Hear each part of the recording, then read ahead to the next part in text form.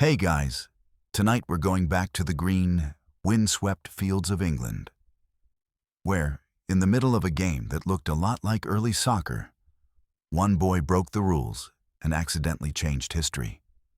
You can almost feel the damp chill of the 1820s air, smell the grass after a morning drizzle, hear the echo of boots thudding against a heavy leather ball. The air hums with energy, shouts, laughter, and the ever-familiar rhythm of play. And then, in a single moment of impulse, one player picks up the ball and runs. You wouldn't survive that scandal if you were there. The referees, the teachers, the boys, everyone gasped. But that single act of defiance would give birth to something entirely new. So, before you get comfortable, take a moment to like the video and subscribe. But only if you genuinely enjoy what I do here. And I'd love for you to comment your location and the local time where you are listening right now. Because somewhere, someone might be drifting to sleep under their own stormy sky. Now, dim the lights. Maybe turn on a fan for that soft background hum. And let's ease into tonight's journey together. You find yourself standing in the heart of England, in a small town that seems to hum quietly even when the wind dies. Rugby, Warwickshire. The year is around 1823. The Industrial Revolution is creeping across the land. Steam engines hiss, factories rise, and society is changing faster than people can quite understand. But here, behind the brick walls of Rugby School, time feels slower. The traditions are heavy as the air before rain. Boys in stiff collars and wool coats shout across the muddy pitch, chasing after an oddly shaped ball. It isn't quite the rugby you know today. The ball is not yet oval, more like a bloated pig's bladder wrapped in leather. The field isn't measured in meters or yards, but simply in as far as the eye can see. There are no referees in striped shirts, no whistle, no crowd chanting. Only the stern gaze of a schoolmaster and the wild enthusiasm of boys trying to prove themselves. And then history happens. William Webb Ellis. That's the name every rugby fan knows, or at least has heard whispered across the centuries. The boy who, as legend tells it, with fine disregard for the rules of football as played in his time, first took the ball in his arms and ran with it. You can picture him now. A lean, determined teenager with that particular brand of youthful arrogance that doesn't think twice before rewriting a rule book. Perhaps it wasn't even a conscious rebellion. Maybe he simply grew tired of kicking and thought, why not run? The ball squishes against his chest as he bolts forward. His classmates shout in confusion, half in anger, half in awe. The teachers, frozen at first, might have been too surprised to even stop him. And just like that, something new is born. Historians, of course, aren't entirely sure it happened that way. Some argue the tale was a later invention, a neat myth crafted to give the sport a heroic origin story. Others say running with the ball was already a known variant in English schoolyard games, and Ellis just happened to do it with flair. There's even speculation that the moment never occurred at all, that it was simply Rugby School's way of claiming ownership over a sport that would soon become too big to belong to anyone. Still, the story persists. And there's something beautiful about that uncertainty. Because, like the game itself, rugby was never neatly planned. It was wrestled into existence by human impulse. A mixture of chaos, courage, and the refusal to stop moving forward. Imagine standing there with the other boys, watching Ellis run. The crowd erupts, not like a stadium today, but in a confused swirl of voices. You can't do that. He's cheating. Wait, what if? That last question, what if, is how all revolutions begin. You'd see it spreading almost immediately. The thrill of carrying the ball, of dodging, of tackling. It's messy, but intoxicating. The idea doesn't die when the game ends that day. It lingers, carried by whispers through the dormitories, through the long walks between classes. Soon, more boys try it. Then other schools hear about it. What was once scandal becomes novelty, then tradition. The headmasters notice. Some approve, seeing in it a reflection of English virtues, courage, endurance, teamwork. Others disapprove, dismissing it as barbaric. But it's too late. The seed has taken root. By the 1830s, different schools across England are playing their own versions of football. Each school has its own interpretation of the rules. Some allow handling the ball, others don't. Some permit hacking, yes, literal kicking of opponents' shins, while others ban it. The lack of standardization doesn't hinder the sport, it fuels it. Every muddy field becomes a laboratory for invention. You can almost feel the growing tension between structure and freedom. Rugby school becomes famous, not just for its academics, but for this wild, physical, oddly poetic game. When former students leave for universities like Cambridge or Oxford, they take the sport with them. The game mutates again, refined here, brutal there, but always recognizable, always rugby at heart. The countryside begins to notice too. Factory workers, miners, and clerks start forming their own clubs. What began as a gentleman's pastime is slowly escaping the cloistered lawns of the elite. But that's still years away. For now, the sport remains a curiosity, a symbol of English character wrapped in mud and leather. You'd hear talk in the pubs. Have you seen those rugby lads, running with the ball like madmen? Some laugh, others try to imitate it. Word of mouth becomes the sport's first marketing campaign. No posters, no newspapers, just stories told with excitement. The way people talk about something that feels alive. Even the tools of the game start to evolve. The ball, originally made from pigs' bladders, begins to change shape. A local bootmaker named Richard Linden, whose shop sits just near rugby school, experiments with new designs. His wife, the unsung heroine of the tale, inflates hundreds of bladders by mouth, often falling ill from exposure to chemicals. Eventually, Linden invents the rubber bladder and the hand pump, simple, practical, and revolutionary. It's the birth of the oval ball, the very icon of the game. There's a certain charm in these beginnings. Humble, imperfect, human. Rugby is still more chaos than code, a game played more by instinct than instruction. But that's what makes it beautiful. You can picture boys slipping, tackling, laughing, learning teamwork and resilience without ever calling it that.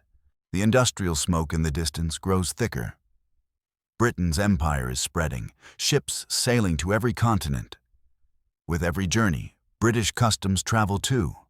Language, tea, cricket, and soon enough, rugby. But that's another part of the story. For now, in the quiet English countryside, the sport is still small, fragile, and full of possibility. Sometimes, when you walk through rugby today, you can still sense it. The ghost of that first run. There's a statue of Webb Ellis outside the school, his figure forever frozen mid-stride, clutching the ball to his chest. His face is calm but determined, as if he knows what's coming.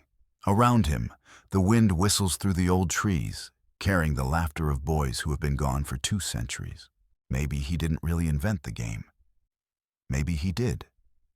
But either way, he represents something real. The moment someone decided to do something different and never looked back. And that, perhaps, is the truest spirit of rugby. The game begins not with a whistle, but with a heartbeat. A choice.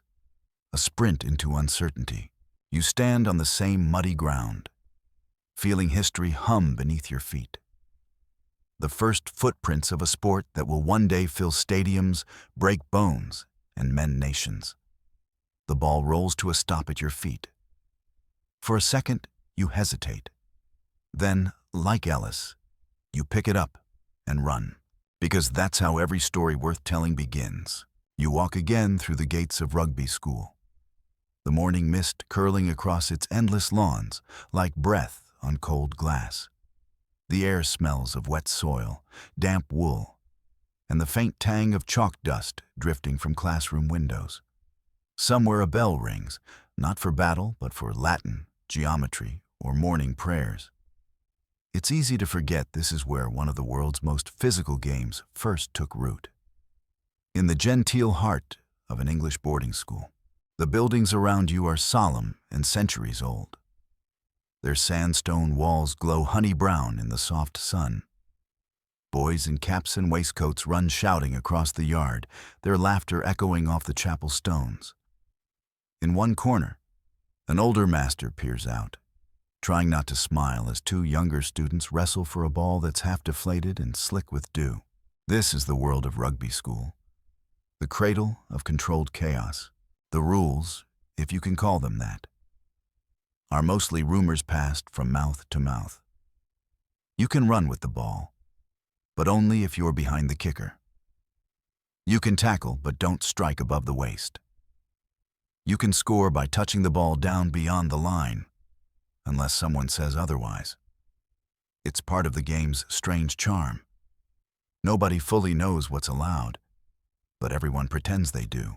You can imagine the rhythm of those matches, rough, noisy, and full of spirited confusion. The ball skids through mud.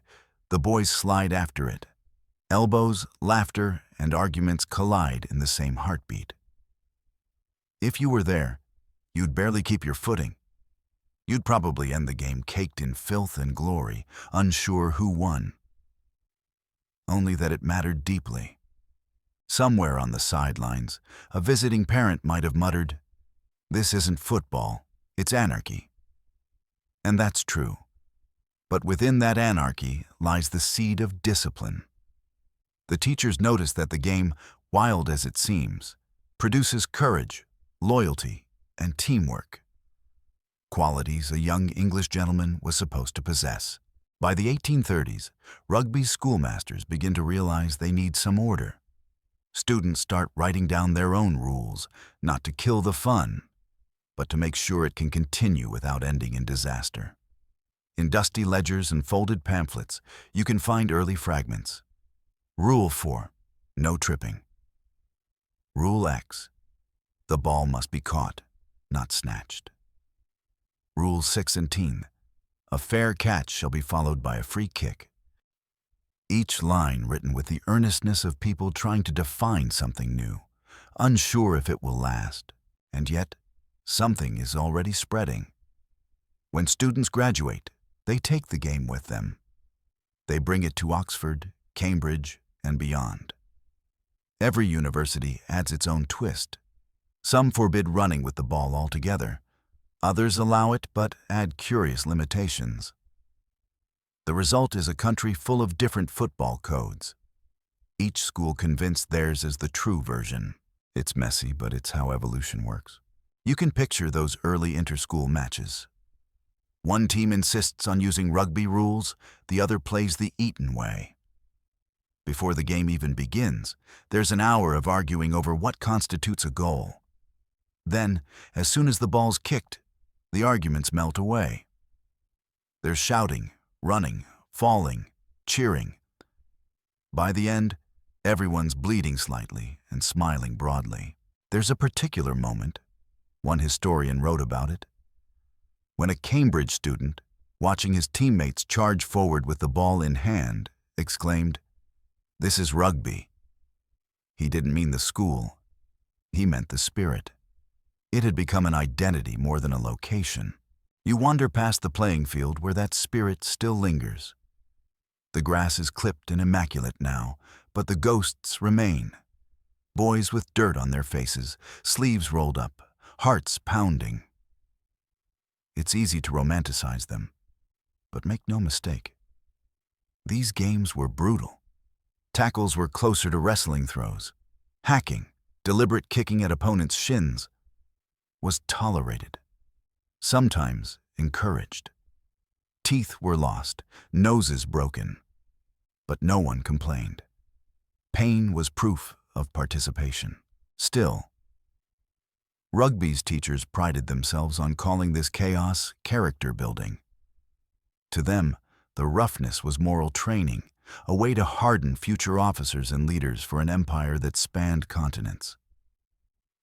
It teaches them courage, one headmaster wrote, and respect for fair play.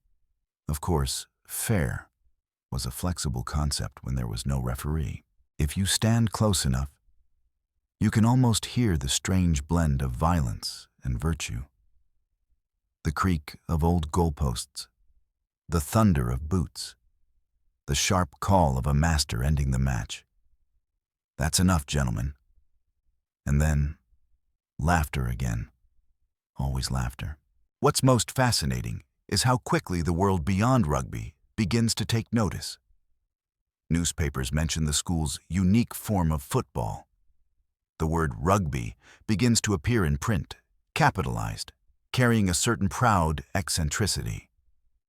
The school becomes famous for producing not just scholars, but sportsmen, men who can lead with both brains and brawn. Meanwhile, the town surrounding the school changes too. Local craftsmen see opportunity. Tailors start sewing sturdier uniforms.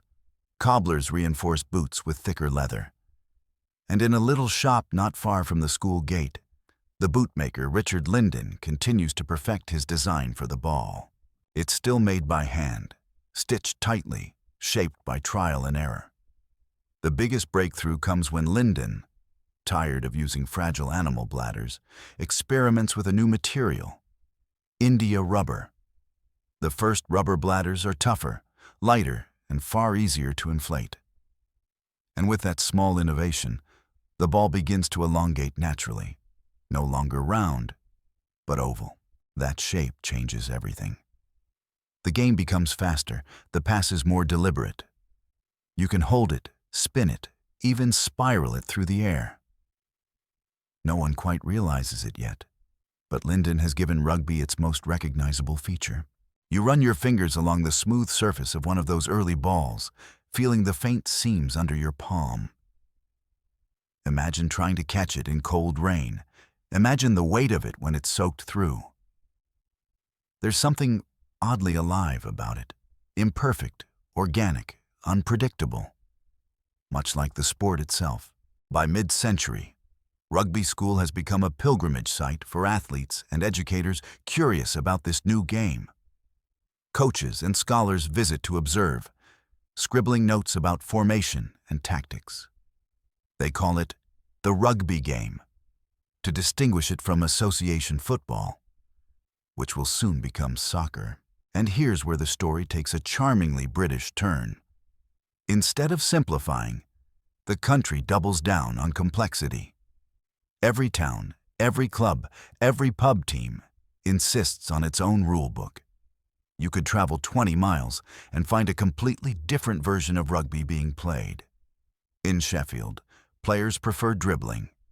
In Leeds, they allow forward passes. In London, they insist on scrums. Eventually, something has to give.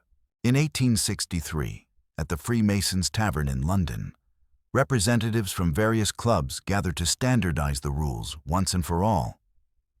The meeting is meant to unite the fractured football world. But as discussions drag on, a line is drawn. Some want to ban handling the ball entirely, others refuse to give it up. The result? A split that will echo for centuries. The handling men, loyal to the rugby style, break away. The rest form what will become the Football Association and the modern game of soccer. Two sports are born from one argument, and yet, in that smoky tavern, no one realizes the magnitude of what they've done. They simply finish their pints and go home, unaware they've created one of history's great sporting divides. Back in rugby, the school carries on, proud of its now officially unique pastime. The fields remain muddy, the players passionate. Matches are played on chilly afternoons as church bells toll in the distance. The boys shout, tackle, and laugh. the same sounds you'd hear on any modern pitch. If you were to wander past at dusk, you might see the golden light spilling over the grass, hear the whistle of wind through goalposts, and feel that familiar pulse of anticipation, the moment before the kick. Rugby, though still confined to school grounds, already has the heartbeat of something much larger. The funny thing is, no one inside those gates imagines how far it will go. They think it's just a school tradition, a pastime between Latin and supper. They don't yet see the ships that will carry it across oceans, or the stadiums that will rise in its name. But you can. Standing here in the fading light, you can feel the quiet inevitability of it. A game this wild, this alive, cannot stay locked behind brick walls forever. Soon, the world will come calling. You wake to a gray English morning. Fog thick enough to blur the chapel spire, the fields heavy with dew, and the distant hum of boys already shouting over a game. Rugby school hums like a beehive. But something's different this time. There's paper involved. Rules, written and argued over, are being passed between muddy hands. You can smell the ink mixing with the damp air.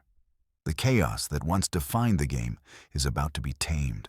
It's the 1840s now, and the boys who grew up with Webb Ellis's wild idea are becoming men. Lawyers, teachers, clergymen. They carry the sport's rough and ready spirit with them to their universities. But with one key difference. They're writing everything down. For the first time, the rugby game isn't just an instinct, it's a code. The first known written rules of rugby school date from 1845. They're scribbled in a ledger by 3 students, William Delafield Arnold, W. Shirley, and Frederick Hutchins. Their task isn't glamorous, it's practical. Too many arguments had broken out on the field. Too many matches had ended with black eyes and bruised egos. So they gathered the chaos, line by line, into 37 short, handwritten rules. You can almost hear the scratching of the quill pens. Rule 1. A fair catch is a catch from any kick or knock-on, provided the catcher makes a mark with his heel at once. Rule 20. It shall not be lawful to hold any player who is not in possession of the ball. Rule 24. No player shall wear projecting nails or iron plates on the soles or heels of his boots. Simple, but revolutionary. For the first time, players had a guide that could outlast a single match. And even if many still ignored them, as young men often do, the act of writing them down gave the game legitimacy. The phrase, "the laws of rugby school," began appearing in letters and pamphlets. What began as boyish improvisation was now the foundation of a future sport. Still, the game remained a wild creature. You can imagine what it looked like. 50 or 60 boys crammed into a muddy field, chasing a ball the size of a loaf of bread. Tackles looked more like wrestling matches. Scrums, if you could call them that, resembled medieval sieges. There were no positions yet, no formal backs or forwards, just bodies surging and slipping in the mud. But there was beauty in the mess. It wasn't about perfection, it was about spirit. The game taught discipline without punishment, teamwork without speeches. And for those inside rugby school's iron gates, it became part of their identity, proof they belonged to something unique. By the 1850s, that identity was spreading beyond the school. Graduates were bringing the game to their universities, workplaces, and even overseas. The Industrial Revolution had filled Britain with restless energy. People were moving between cities, chasing work in mines, factories, and railways. With them, they carried their games: cricket, football, and rugby. If you were to walk through the working-class neighborhoods of northern England, you'd see makeshift rugby matches unfolding on open fields beside coal pits. The players wore rough shirts, their boots caked with mud, their laughter echoing through the smoke. It wasn't just recreation, it was escape. After long, brutal shifts, underground or in steel mills, a muddy game was a reminder of freedom. But rugby still belonged, officially at least, to the gentlemen. The clubs that formed were led by lawyers, doctors, and schoolmasters. The game's values reflected the public school world. Play hard, play fair, no payment. The amateur spirit was sacred. You played for honor, not money. For many working-class players, that ideal was charming but unrealistic. Missing work to play could mean losing wages. The seeds of class tension were already there, waiting to sprout. For now, though, the focus was on codification, the slow taming of a sport that refused to sit still. By 1863, rugby had enough variations to make anyone dizzy. Some clubs used rugby school's rules, others followed their own.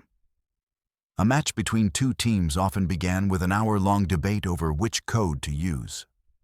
Eventually, a group of clubs gathered at the Freemasons' Tavern in London to settle the matter once and for all. It was a smoky evening in late October. The room smelled of pipe tobacco and ale. Representatives from a dozen clubs sat at long tables, arguing in polite but passionate tones. Should players be allowed to handle the ball? Should hacking, kicking the shins, remain legal? Should offside rules be strict or lenient? For 6 weeks, they debated. Finally, on December 8, 1863, they reached a compromise, but not unity. The group split. One side, led by those who wanted a gentler, more controlled game, founded the Football Association. Their version would evolve into soccer. The other side, loyal to rugby school's rougher, hand-carrying style, went their own way. They would become the keepers of rugby's flame. You can almost imagine the final night of that meeting. The two groups shake hands. Polite, civil, unaware they've just created two of the most popular sports on earth. The men who favored handling their ball leave the tavern under a fine drizzle, buttoning their coats against the London fog. Somewhere, a carriage clatters past, and one of them mutters, "We'll call ours the rugby game." And just like that, rugby steps into history as its own distinct creature. By the 1870s, the sport's reach grows rapidly. Clubs form across England, Scotland, and Wales. The game appeals to the young and the strong, the restless and the proud. Matches are often followed by raucous singing and overflowing mugs of ale. The sport's camaraderie becomes its defining feature. Still, the need for structure returns. In 1871, the Rugby Football Union, RFU, is founded in London, the first governing body dedicated solely to the sport. Its members are a blend of gentlemen and enthusiasts, men who believe in rugby's moral purpose as much as its thrill. Within months, they produce a new standardized set of laws, 37 of them, echoing the original school rules but refined for national play. That same year, the first official international match is played, England versus Scotland in Edinburgh. You can picture the scene. The crowd pressed against a rope barrier, breath steaming in the cold, the players dressed in heavy wool. There are no substitutes, no numbered jerseys, and no protective gear. The field is uneven, the posts crooked. But when the whistle blows, everything else disappears.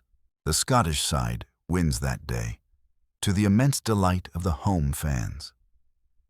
England grumbles, but takes it in stride. The match cements rugby's place in history, not just as a pastime, but as a national passion. And yet, even in victory, uncertainty lingers. The rules are still evolving. One key debate dominates. What counts as a try? Originally, grounding the ball behind the opponent's goal line didn't score points by itself. It merely earned the right to a try at goal, hence the name. Only a successful kick through the posts added to the score. It seems strange now. The most iconic act in rugby wasn't worth anything unless you followed it up with precision kicking. Over time, That changes. The try becomes the centerpiece, the moment everyone waits for. The laws evolve again and again, each revision sculpting the chaos into something more elegant. But rugby never loses its rough charm. You lean back and close your eyes for a moment, imagining one of those 19th century matches. The field smells of trampled grass and sweat. The crowd roars not from stadium seats, but from muddy hillsides. A player bursts free, ball clutched tight, chased by half a dozen opponents. He dives across the line, the ball slapping the earth. For a moment, there's silence. Then, an explosion of cheers. Historians still argue about how fast the game spread from England. Some claim the empire carried it deliberately, as part of teaching discipline and unity to its colonies. Others believe it spread accidentally through sailors, soldiers, and missionaries who simply wanted to play something familiar wherever they landed. Either way, the game's journey had begun. Rugby would soon leap the boundaries of its birthplace, carried by steamships and ambition to lands that would make it their own. New Zealand, South Africa, Australia, France. The game would grow, fracture, and reunite. But all of that comes later. For now, you're still in England, watching the fog roll back over the fields where it all began, where a handful of stubborn students wrote 37 lines that would one day bind millions of players across the world. The ball, slightly scuffed, lies at your feet again. You lift it, feel the weight of it in your hands. The ink of those first rules is long faded, but their spirit hums inside the leather. Somewhere, you can almost hear the voices from that tavern, from that first muddy pitch, from every field since. The same refrain, echoing through time. Play on. The world outside England is changing faster than a man can keep up with. Steamships slice through gray seas, telegraph wires hum across continents. The British Empire stretches from Canada to India, from Africa to the South Pacific. And somewhere between trade routes and classrooms, rugby hitches a ride. You're standing now on the deck of a creaking ship bound for Cape Town, the wind whipping at your face, the salt air stinging your eyes. The crew moves with practiced rhythm, and below deck, in a cramped cargo space, a handful of Englishmen, teachers, soldiers, and clerks, are kicking around a leather ball to pass the time. Their laughter echoes through the wooden hull. Someone says, "Careful, that's not just a football, that's rugby."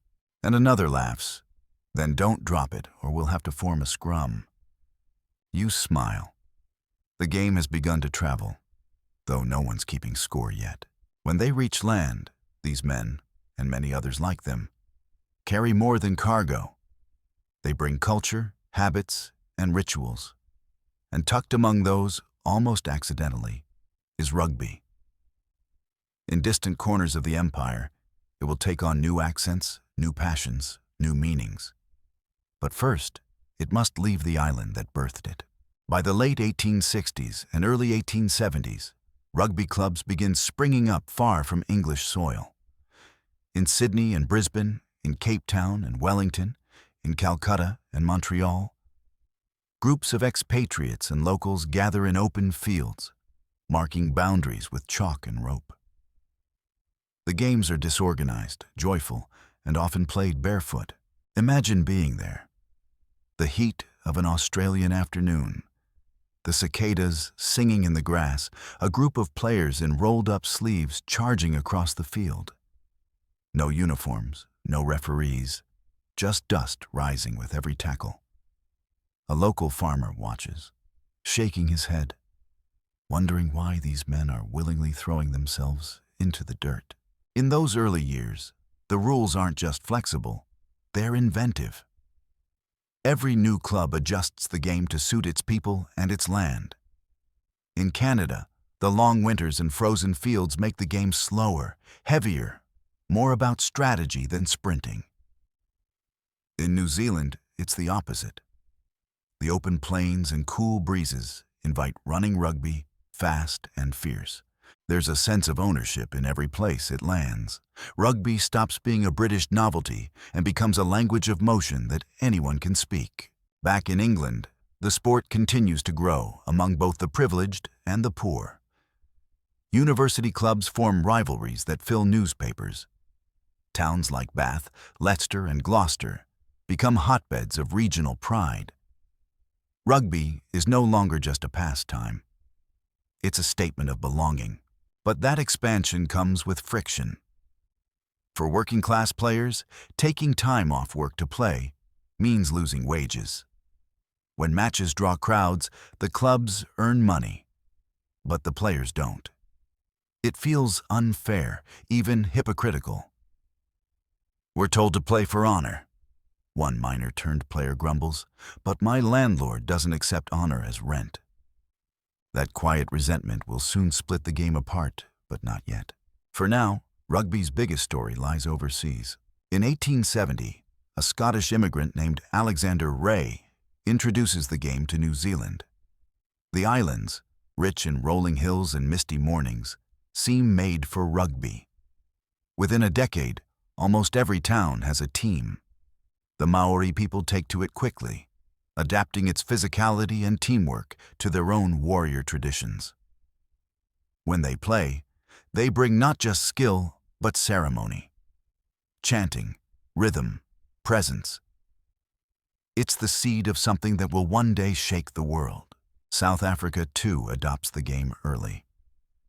British settlers bring it to the Cape Colony in the 1860s, and it spreads through the schools and military camps. But in this land of deep divides, rugby begins as an elite pastime, a game for white colonists, while indigenous and mixed-race communities are pushed to the sidelines. Yet even here, the ball rolls farther than the rules intend.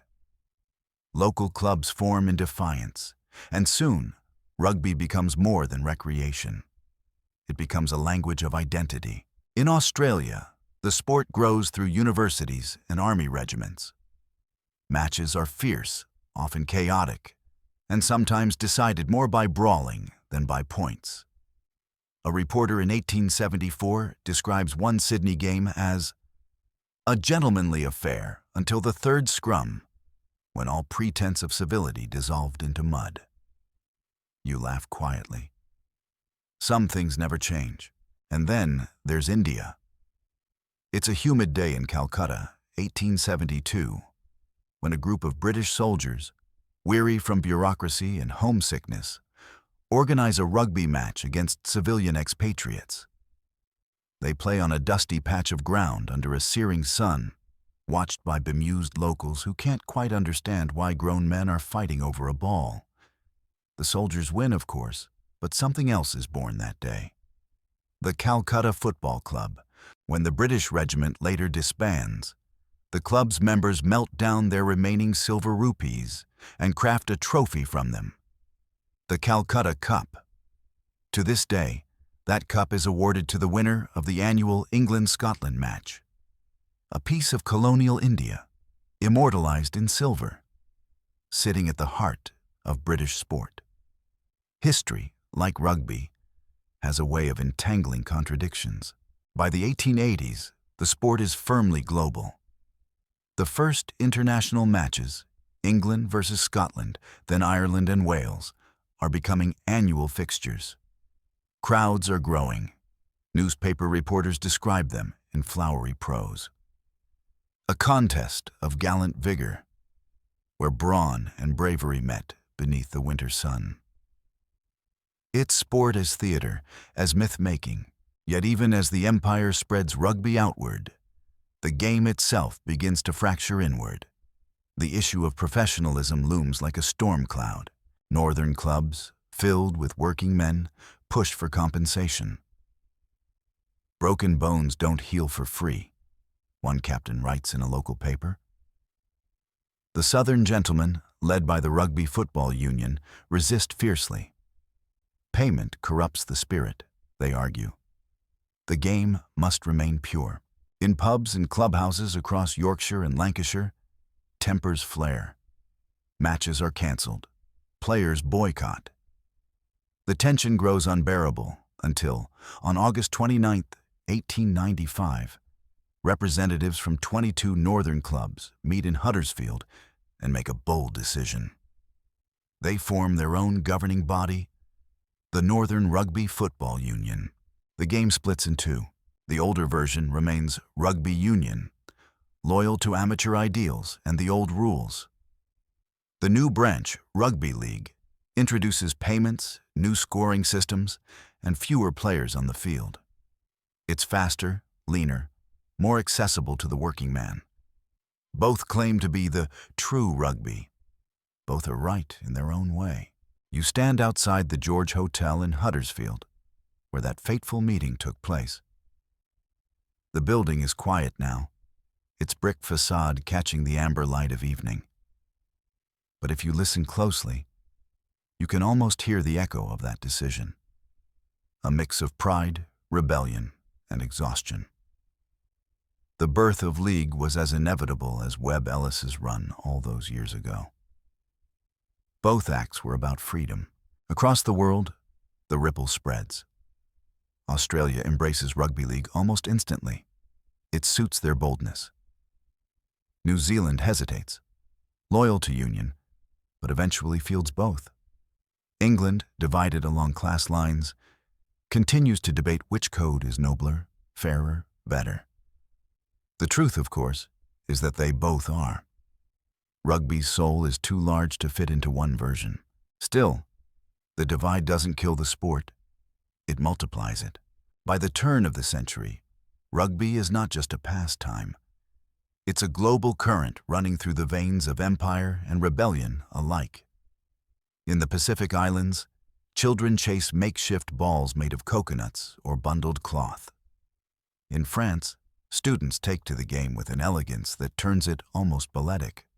In South America, British merchants introduce it to Buenos Aires, where it mixes with tango and passion and pride.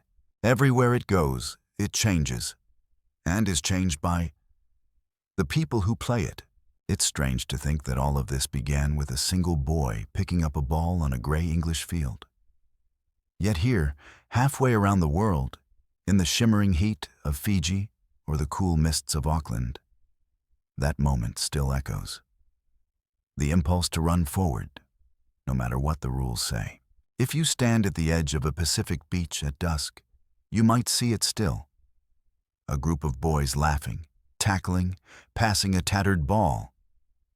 The waves crash nearby, the horizon glows pink, and for a moment, the whole world feels small enough to fit inside that game. That's rugby. Born from rebellion, carried by empire, kept alive by joy. Soon, though, it will face its greatest transformation yet. The world is growing darker, faster. Nations are beginning to harden. And as the 20th century dawns, the sport will find itself caught between loyalty and liberation, between the rules of gentlemen and the dreams of the people. But tonight, in this moment, the field is still open, the air still sweet, and the ball still rolling. You watch it spin in slow motion across the setting sun, hear the cheers rise, and feel, deep down, that this is only the beginning. You stand now in a smoky northern English pub, the kind with a low ceiling and wooden beams blackened by decades of tobacco. It's 1895, and the fire crackles faintly in the corner as miners, clerks, and tradesmen pack the room shoulder to shoulder. Outside, the cobblestones glisten with rain. Inside, the air hums with argument. Mugs slam against tables, boots scrape on the floor. At the center of the commotion sits a small group of men, delegates from 22 rugby clubs from Yorkshire and Lancashire. Their faces are lined from years of labor and frustration. They've come here to decide whether the sport they love will finally bend to reality. You take a seat near the back. Someone passes you a pint. The man beside you mutters, "We can't go on like this, mate. Half my team missed work last week for the match, lost wages, and now they can't feed their families." The meeting begins. There's no pomp, no ceremony, just conviction. These men aren't looking to destroy rugby. They want to save it, or at least make it fair. The issue is simple. The Southern clubs, mostly run by wealthy amateurs, forbid payment to players. They call it amateurism, the noble ideal that sport should be played for love, not money. But for the working men of the North, that ideal is a luxury. Every game missed means food off the table. One delegate stands, his voice thick with pride and exhaustion. "We love the game as much as any of them," he says. "But we've mouths to feed. If the gentleman can afford to play for nothing, good for him. But the rest of us need our bus fare home." A murmur of agreement ripples through the crowd. The words hang heavy. Across England, similar conversations are happening in pubs and locker rooms. Rugby is at a crossroads, one that mirrors the country itself, divided between classes, between ideals and realities. After hours of debate, a decision is made. On August 29th, 1895, the clubs vote to break away from the Rugby Football Union and form a new organization, the Northern Rugby Football Union. The split is official. One sport becomes two. It's not a violent revolution, but it feels like one. Some call it betrayal. Others call it justice. Either way, the divide will never fully heal. You step outside into the cool night. The rain has stopped, and the cobblestones gleam beneath the lamplight. From a window above the George Hotel in Huddersfield, where the meeting took place, you can see shadows moving. Men shaking hands, writing history without realizing it. Inside, someone raises a glass. "To rugby league," he declares. "The people's game," and that's what it becomes. The new code wastes no time setting itself apart. Matches will have 13 players instead of 15. The play the ball replaces contested scrums. Tries are worth more. The game becomes faster, more open, less stop-start. For spectators, it's thrilling. For players, it's fairer. Meanwhile, rugby union remains proudly amateur, slower, more tactical, deeply traditional. It's still the game of schools, universities, and officers' clubs. Its players wear blazers off the field, its rules wrapped in the language of honor and decorum. The union elite look down on league as rough and commercial. The league players see the union men as out of touch. The irony, of course, is that both sides are right. If you walk through the industrial towns of northern England in the early 1900s, you'll see rugby league everywhere. On factory fields, in coal towns, in local newspapers. In places like Wigan, Leeds, and St. Helens, the sport becomes part of the community's heartbeat. League isn't just a game, it's identity, pride, and sometimes quiet rebellion. Travel south, and you'll find rugby union thriving in polished stadiums and ivy-covered schools. Matches at Twickenham feel like rituals of empire.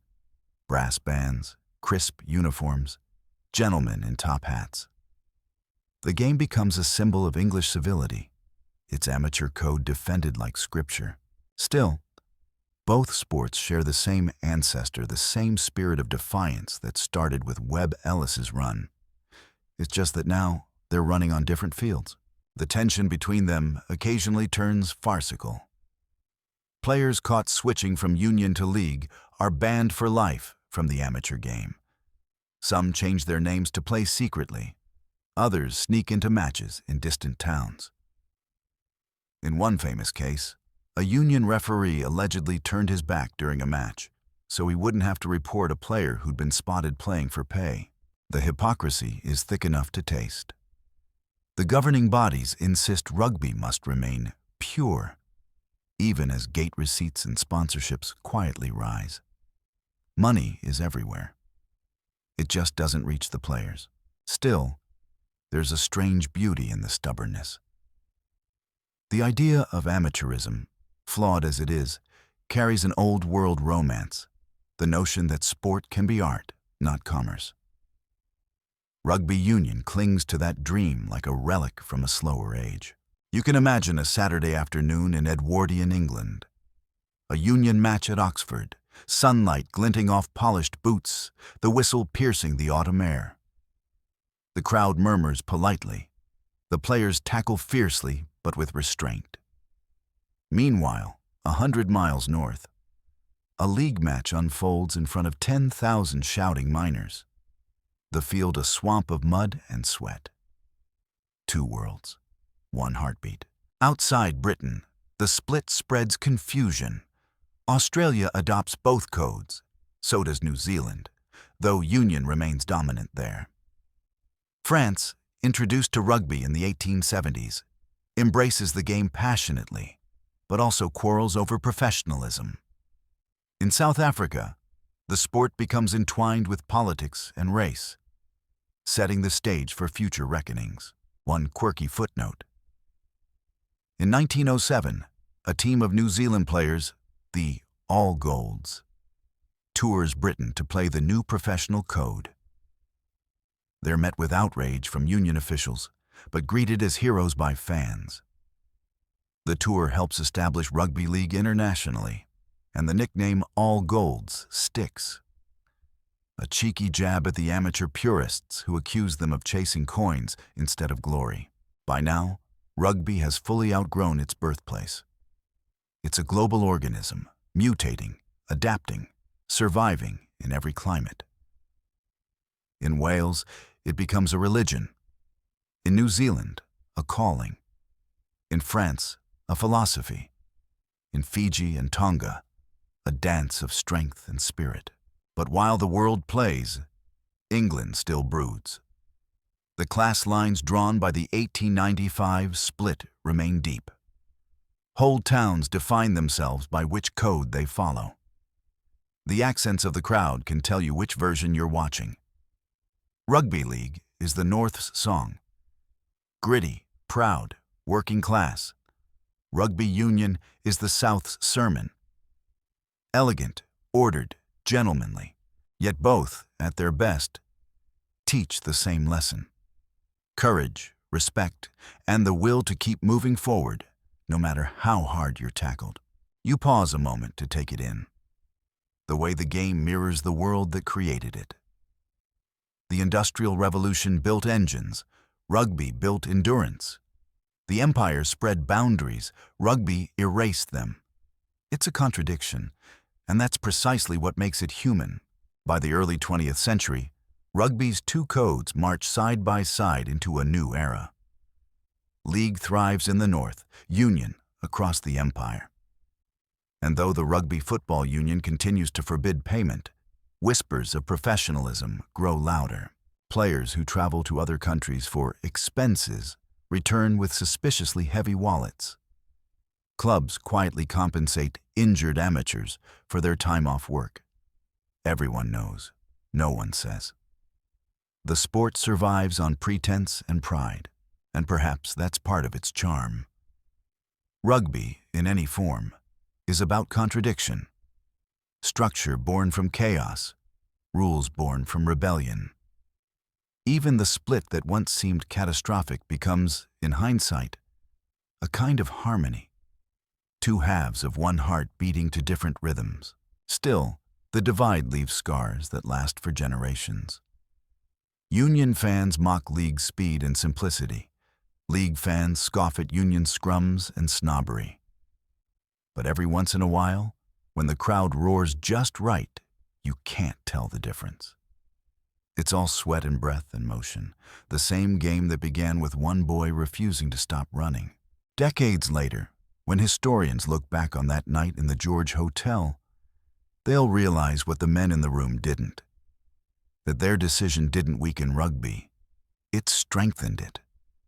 It gave the sport the freedom to evolve, to reach every corner of the world, to be both tradition and rebellion at once. You step outside again into the cool northern air. The rain has started up once more, pattering softly against the cobblestones. You imagine those men walking home under their umbrellas, not knowing they've just redrawn the map of sport. Somewhere in the distance, a group of children are playing in the mud, chasing a ball under the gaslight glow. They don't care about codes or unions. They just run, fall, laugh, and rise again, like generations before them and generations yet to come. And as the night settles over Huddersfield, you can almost hear the echo of their laughter, blending with the ghosts of that meeting upstairs. Two worlds, one spirit, two games, one heart. The future is waiting, and rugby, in all its forms, is ready to meet it head-on. You wake to the creak of timber and the low groan of the sea. The ship sways beneath your feet, salt wind biting at your face as you lean over the rail. The year is 1900, or thereabouts, and the world smells of coal smoke and empire. You're sailing toward a distant shore, part of a tide that carries not only goods and soldiers, but also ideas, customs, and one particularly peculiar English game. Below deck, laughter echoes. Someone has found a leather ball. The sailors kick it clumsily until it rolls into a corner. Then a young officer picks it up, tucks it under his arm, and runs through the narrow passageway, laughing as his mates give chase. The others shout, "Tackle him!" And before long, a full-blown scrum breaks out in the cargo hold. It's loud, reckless, ridiculous, and unmistakably rugby. That's how the game travels in these years. Not by official decree or written export, but by muscle memory and camaraderie. Wherever the British Empire reaches, rugby follows, tucked into duffel bags, remembered by hearts that miss home, brought out whenever there's enough flat ground to play on. You can trace its journey like lines on a map. The first stop is Australia, where British soldiers and settlers have been playing for decades. The heat there changes everything. The pace is faster, the field's harder, the sun relentless. Crowds gather in cities like Sydney and Brisbane to watch the rough, thrilling spectacle. By the 1890s, rugby has eclipsed cricket as the working man's sport. Still, it's not the same as in England. The Australians inject a streak of rebellion into the game. Less decorum, more daring. Their players dive, sprint, and experiment. You can almost hear the gasps of the prim English visitors. That's not how it's done.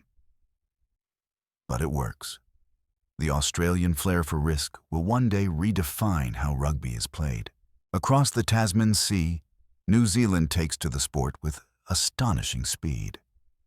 It arrives first through the schools, Wellington College, Nelson College, Christ's College, where the sons of settlers learn the game from British teachers. But soon, something remarkable happens. The indigenous Maori embrace it too. You stand on a grassy field under a sky so wide it seems to lean down toward the earth. A group of Maori players are warming up, their bodies gleaming with sweat, their voices raised in chant. The rhythm pulses through the ground, deep, steady, ancestral. This is more than sport. This is identity. When the Maori combine their own traditions of strength, agility, and teamwork with rugby's structure, something entirely new is born. The result will one day awe the world. The haka, the war dance performed before matches. Its first public appearance, as far as records show, comes in 1888, when a New Zealand native team tours Britain. The crowd doesn't quite know what to make of it. Some applaud nervously, others stare, wide-eyed. But no one forgets it. Rugby in New Zealand becomes more than a pastime. It becomes a form of belonging. The isolated islands, far from the empire's core, find unity in the game. By the early 1900s, nearly every town has a club. Matches are community events, and children grow up dreaming of wearing the black jersey. The first official New Zealand national team tours Britain in 1905. They win 34 of their 35 matches, earning a nickname that still echoes through history. The All Blacks. You can picture it. The London fog, the roar of a British crowd, and those 15 men standing shoulder to shoulder, performing the haka before kickoff. Kamate, kamate, kaiora, kaiori, they shout, stamping the ground in unison. The crowd falls silent. Then the whistle blows, and the game explodes into motion. The All Blacks run like lightning, pass like poets, tackle like thunder. Newspapers call them invincible. For New Zealand, rugby becomes not just sport, but national myth. Meanwhile, across the Indian Ocean, the game is taking root in South Africa. British soldiers introduce it in the 1860s, and it spreads rapidly through white schools and military camps. It's the perfect fit for a colony obsessed with discipline and strength. By 1891, a touring team from Britain visits the Cape Colony to play against local sides. The matches are brutal but popular. Rugby takes hold, particularly among the Afrikaners, the descendants of Dutch settlers. For the Afrikaners, rugby becomes a badge of resilience, a way to prove themselves in the shadow of British rule. Ironically, a sport brought by the Empire will one day become the symbol of Afrikaner pride and, eventually, reconciliation. But that's a later chapter, still hidden in the mist of decades to come. Not all corners of the Empire embrace the game so easily. In India, rugby remains a curiosity, played mainly by soldiers and expatriates. The locals watch bemused. In the Caribbean, it competes with cricket, the latter better suited to the slower, hotter climate. But in the Pacific Islands, Samoa, Tonga, Fiji, it catches fire. You stand on a beach in Suva, watching young men chase a ball across white sand, their laughter mingling with the crash of waves. They play barefoot, their movements fluid and instinctive. There are no posts, no referees, just joy. For island nations that will one day dominate the rugby world, this is the genesis. A game without boundaries, guided by rhythm and heart. Each place the sport lands, it mutates slightly, like a living organism adapting to its environment. In France, it becomes stylish, fast, a touch theatrical. In South Africa, rigid and militaristic. In New Zealand, spiritual.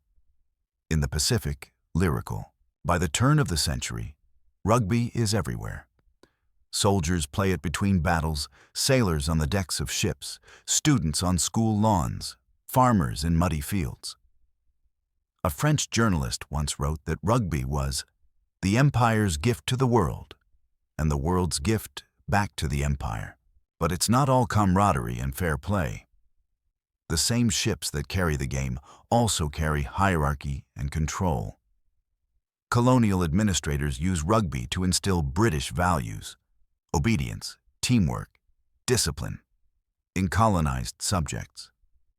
It becomes part of a broader cultural export, one meant to teach the virtues of empire. And yet, in a twist of irony, those very values turn against their teachers. Rugby gives colonized peoples a stage on which to prove their equality or superiority to the colonizers. When Fijian teams later crush visiting British sides, or when the Maori All Blacks tour England, the meaning of victory transcends sport. Every try scored feels like history balancing its scales. Back in Britain, the sport continues to evolve.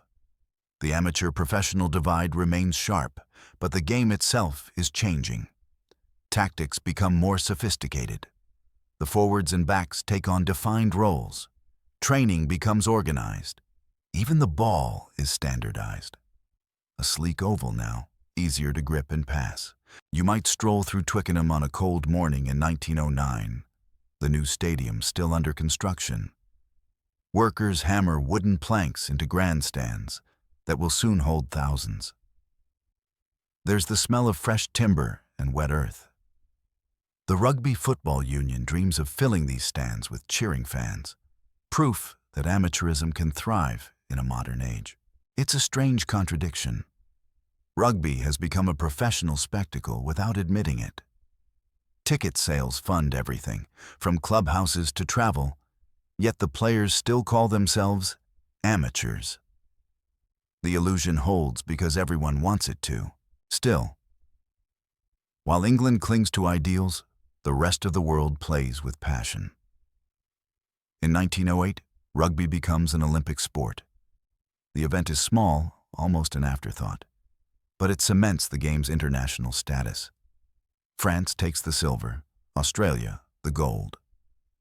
When the Australian team parades through London, the crowd cheers, though some Englishmen mutter about colonial upstarts. In the same era, a quieter revolution unfolds in the Welsh valleys. Rugby union, with its emphasis on teamwork and heart, becomes the soul of working-class Wales. In mining towns where danger and hardship are daily realities, rugby offers escape and dignity. Saturday afternoons fill with song and color, the stands vibrating with hymns and harmony. The Welsh play with something fierce and beautiful. Hwyl, that untranslatable blend of passion, spirit, and joy. You can imagine standing among them, the air thick with coal smoke and anticipation. The referee's whistle cuts through the noise, and for 80 minutes, the world outside the pitch ceases to exist.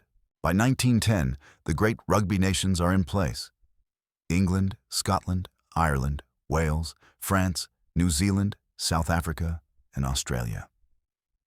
The web is global now, woven tight with pride, rivalry, and tradition. But beneath it all lies a common heartbeat. That same impulse to run forward, to resist stillness, to turn chaos into rhythm. Historians still debate how much of rugby's global spread was intentional and how much accidental. Was it a tool of empire or a gift of passion? Maybe both.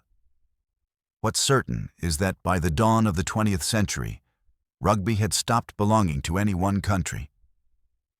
It had become, quite simply, the world's game of courage. You close your eyes and hear it. The thud of the ball, the roar of a crowd that speaks a dozen languages, the whisper of wind through goalposts from London to Cape Town to Auckland. The same sound everywhere, the same spirit inside every chest. And somewhere, in that rhythm, you realize, rugby didn't just travel across oceans. It carried something larger, the human instinct to play, to connect, to belong. The world is about to change again. Wars will come, borders will blur, heroes will fall. But the game will endure. Because you can't keep a good story down, especially one that began long ago with a boy who refused to follow the rules. The air smells like rain and wool and tension. It's 1905, and you stand among a crowd in a London stadium, mud underfoot, breath fogging in the cold. The world's first great rugby tourists have arrived. A team of New Zealanders in black jerseys with silver ferns stitched over their hearts. No one quite knows what to expect. Some call them savages. Others whisper they're unstoppable. All anyone can agree on is that this will be no ordinary match. Before kickoff, the New Zealand captain steps forward. He gathers his men into a tight formation. They lock arms, their eyes fierce. Then, suddenly, a sound tears through the English air. A deep, rhythmic chant that vibrates in your ribs. Ke meti, ke ora, ke ora. The haka, the war cry of the Maori. It rolls across the field like thunder, startling the English players into silence. The crowd doesn't know whether to clap or cower. The chant grows, ending with a unified stomp that shakes the ground. For a moment, the game feels like ritual, history, defiance. Then the whistle blows, and everything changes. The All Blacks explode into motion, fast and fluid in ways no one has seen before. They pass the ball with uncanny precision, attack in waves, defend with ferocity. Within minutes, It's clear they're not just good. They're redefining the sport. Their speed, their teamwork, their rhythm. It's rugby as dance, as symphony, as storm. They win. Again. And again. And again. 34 victories out of 35 matches on their tour. Newspapers call them the originals. One journalist writes, "They move as though born with the ball in hand, as if the game were their native tongue." The All Blacks return home as heroes. New Zealand, still a young colony, suddenly finds its identity reflected on the field. The haka becomes a sacred part of that identity, not as spectacle, but as statement. Each time they perform it, they honor both the Maori spirit and the unity of a nation built from many peoples. For the rest of the world, it's an awakening. Rugby, once an English gentleman's pastime, now belongs to everyone. The Empire's children have outplayed the Empire. You can imagine the British papers struggling to explain the loss. Perhaps the weather favored them, one writes. Perhaps it was luck. But everyone knows better. A new age has begun. One where power on the pitch no longer mirrors power in politics. Over the next decade, international rivalries ignite. South Africa forms its own national team, the Springboks, in 1906. Their tour of Britain is fierce, disciplined, unrelenting. They bring a different style. Methodical, heavy, suffocating. Where the All Blacks play like poets, the Springboks play like soldiers. When New Zealand faces South Africa for the first time in 1921, it's not just a game. It's an earthquake. Two philosophies of rugby, two identities born of empire, collide. The match ends in a draw, but the tension doesn't fade. The rivalry will last a century. Meanwhile, in the Northern Hemisphere, the Five Nations Championship, England, Scotland, Ireland, Wales, France, becomes an annual tradition. The games draw massive crowds, their chants echoing across valleys and coasts. For small nations like Wales, rugby becomes more than sport. It's defiance, pride, survival. You walk through a Welsh mining town on match day. The pubs are bursting with song, hymns, drinking tunes, folk chants. Fathers and sons walk arm in arm toward the field, scarves wrapped tight. The players, many of them miners themselves, step onto the pitch not for glory, but for the people watching them. When Wales beats England, the cheers shake the hills. For one night, every hardship feels lighter. It's in these years, the early 20th century, that rugby becomes something spiritual. Not in a religious sense, but in the way it binds people.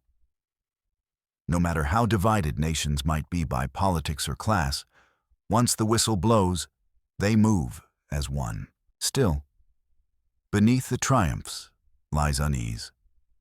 The world outside the fields is tilting toward chaos. Tensions between empires are rising.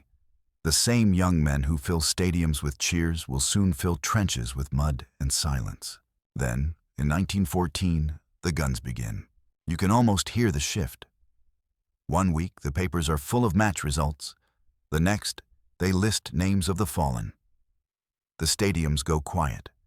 The fields, once marked by chalk lines, are now torn by shell fire. And yet, incredibly, rugby finds its way into the war. At training camps and behind front lines, soldiers kick battered balls through the mud to keep their spirits alive. They play in no man's land during ceasefires, their laughter a fragile defiance against the horror.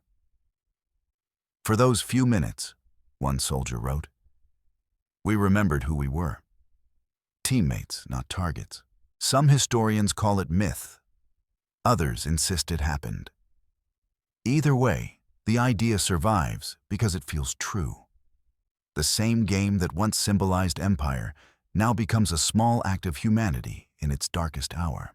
Many of rugby's greatest players never return.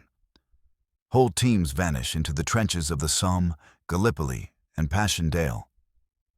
The war decimates the sport's generation, but not its spirit. When peace finally comes, the survivors rebuild the clubs with reverence. The names of the fallen are carved into plaques beside the changing rooms, where players still touch them before every match. The 1920s bring recovery. Crowds return, nations crave distraction, something to rally around again. Rugby offers that, a ritual of motion, sweat, and hope. In South Africa and New Zealand, the sport becomes a source of national unity. In Wales, it remains a hymn of the working class. In France, it becomes something different altogether: art. The French embrace rugby with characteristic flair. They call it le jeu des seigneurs, the game of lords, but play it like jazz, unpredictable, elegant, emotional. Their forwards charge like bulls, their backs dance like ballet. The crowds in Toulouse and Bordeaux treat each match like theater. There's even a word for the style: rugby champagne. Still, not everyone approves. Some in Britain view the French style as undisciplined, even too passionate. But you can't deny its beauty. It's rugby as expression, not just execution. Across the world, the sport continues to split and spread. Rugby league thrives in the industrial north of England, with packed stadiums and paid players. Rugby union holds its ground in schools, armies, and parliaments. Each evolves its own rhythm, its own poetry. By the 1930s, the All Blacks and Springboks dominate the global stage. Their matches are more than sport, they're geopolitical theater. When South Africa tours New Zealand in 1937, it's described as the most physical contest ever seen. Players leave the field bloodied but smiling, shaking hands like brothers. Historians still debate which team was stronger. What's certain is that both sides redefined endurance. The Springboks' iron discipline meets the All Blacks' creative flair, and from that clash, the modern game is born. You watch the footage, grainy, black and white, and even now, you can feel the heartbeat beneath the film scratches. The tackles are thunderous, the scrums like tectonic plates grinding. But between collisions, moments of grace, a perfect pass, a sidestep that leaves defenders grasping air. Poetry in mud. Then the world plunges into chaos again. When World War II breaks out, rugby players once more trade jerseys for uniforms. Matches stop, fields go silent. Many never come home. But those who do bring the game back with renewed reverence. Post-war rugby becomes gentler in spirit, yet more global in reach. The 1950s see the birth of televised matches. Suddenly, fans who never left their towns can watch heroes from across the world. The game grows faster, sharper, more strategic. Training improves, diets change, injuries are studied, and for the first time, fitness becomes science. And then, 1956. A tour for the ages. The All Blacks travel to South Africa, where apartheid now reigns. The government insists no Maori players be allowed on the team. New Zealand complies, reluctantly. It's a stain that will haunt them for decades. But it also plants the seed for something larger. The idea that rugby, for all its pride and glory, must confront the world beyond the field. For now, though, the game plays on. In Britain, in France, in the Southern Hemisphere, it's thriving again. Kids kick balls in alleys, parents crowd radios to hear scores. Rugby becomes not just a game, but a rhythm of life, a reminder, after years of darkness, that joy and courage can return. You stand on the touchline at one of those post-war matches. The air is cold, the crowd roaring. A player breaks through the line, sprinting toward the goal, mud flying from his boots. For an instant, the world holds its breath. And when he dives, the stadium erupts. In that sound, that thunder of applause. You can feel it? The resilience of the human spirit, echoing across generations. The world has changed beyond recognition. But rugby remains what it has always been. Motion, unity, defiance, grace. And somewhere deep inside, as you watch those players walk off the field arm in arm, you realize this isn't just a sport anymore. It's a memory made flesh, a heartbeat that refuses to fade. The war is over, but the world it leaves behind feels strange, scarred, uncertain, rebuilt on quiet promises. The stadiums reopen, the songs return, and on muddy fields across Britain and beyond, men lace their boots again. The air smells of grass and coal smoke and optimism. But something has changed forever. It's 1946, and you're standing outside a small stadium in Wales. The crowd files in slowly, wrapped in scarves, voices low with reverence. It's the first international match after years of silence. The announcer's voice cracks slightly as he lists the names of players who never came home. Then the whistle blows, and for 80 minutes, the world heals a little. Rugby, in this new age, becomes more than competition. It's a ritual of remembrance. It's also a symbol of continuity. Proof that even when the world tears itself apart, people can still come together to pass a ball, to trust one another's hands, to chase something shared. The post-war decades are a renaissance for the game. In the north of England, rugby league rebuilds quickly. Stadiums fill again, the terraces alive with miners and factory workers shaking off a week's exhaustion. In the south, rugby union remains the preserve of schools, universities, and the armed forces. But it's changing too. The war has blurred class lines. Men who fought side by side now play side by side, no matter their background. Still, the old code, amateurism, hangs over everything. Union players are forbidden from taking payment, even under the table. The rule feels increasingly absurd in a world that is rebuilding itself through industry, commerce, and television. But the guardians of tradition hold fast. We are gentlemen, they insist, not tradesmen. That line will soon be tested. But before it breaks, rugby has a golden moment. The 1950s and 60s bring heroes, names whispered like spells in pubs and playgrounds. Gareth Edwards, Colin Meads, Frick Dupreez, Jean Prat. They play with a kind of raw elegance, brutal yet graceful, fierce yet fair. The fields are still muddy, the jerseys heavy. But the crowds are enormous now, their roars echoing through entire towns. In Wales, rugby becomes a heartbeat. The coal mines are still open, the economy uncertain. But every Saturday, the valleys come alive. Matches are broadcast on radio, then on television, and the country stops to listen. It's said that in the 1960s, you could walk the length of a Welsh street on match day and hear the game, play by play, through every open window. In the Pacific Islands, meanwhile, rugby is blossoming into something spiritual. In Fiji and Tonga, the game fuses with local dance, song, and warrior culture. Teams pray before matches, sing in harmony, and play with breathtaking freedom. Passes that defy geometry, tackles that seem to bend physics. Spectators don't just watch, they feel. Rugby becomes less a sport and more a shared heartbeat between player and crowd. But the empire that once spread the game is fading. The colonies are becoming nations, and rugby is no longer an instrument of Britishness. It's becoming a tool of self-expression, a way for countries to say, "We're here. We belong." In South Africa, that message is complicated. Rugby there has been both unifier and divider.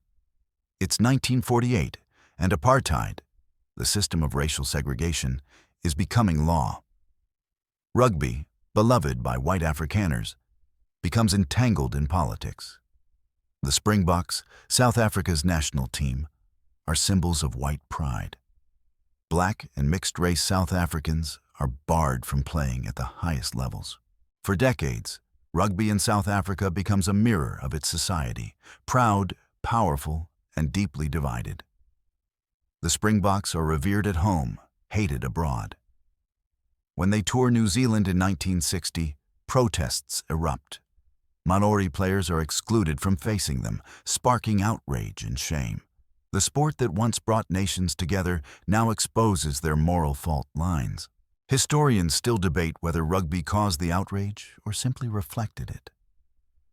But there's no doubt. The game cannot stay untouched by history. Elsewhere, the game grows freer. In France, rugby becomes poetry in mud, all flair and risk and drama. The French don't care much for rules or hierarchies. They play with joy, even arrogance. In the small towns of the Southwest, matches feel like festivals. The smell of roast chestnuts and wine drifts through the air. Spectators shout insults and compliments in the same breath. When a French player makes a dazzling run, the crowd shouts, "Allez, allez, petit," as if urging a dancer, not an athlete. Then there's New Zealand, rugby's promised land. By the 1950s, the All Blacks are more than a team. They are myth. Every child dreams of wearing the silver fern. Every game feels like destiny. There's a saying in New Zealand: God invented rugby on the seventh day because he needed to rest. The All Blacks play with discipline and humility off the field, and unbridled creativity on it.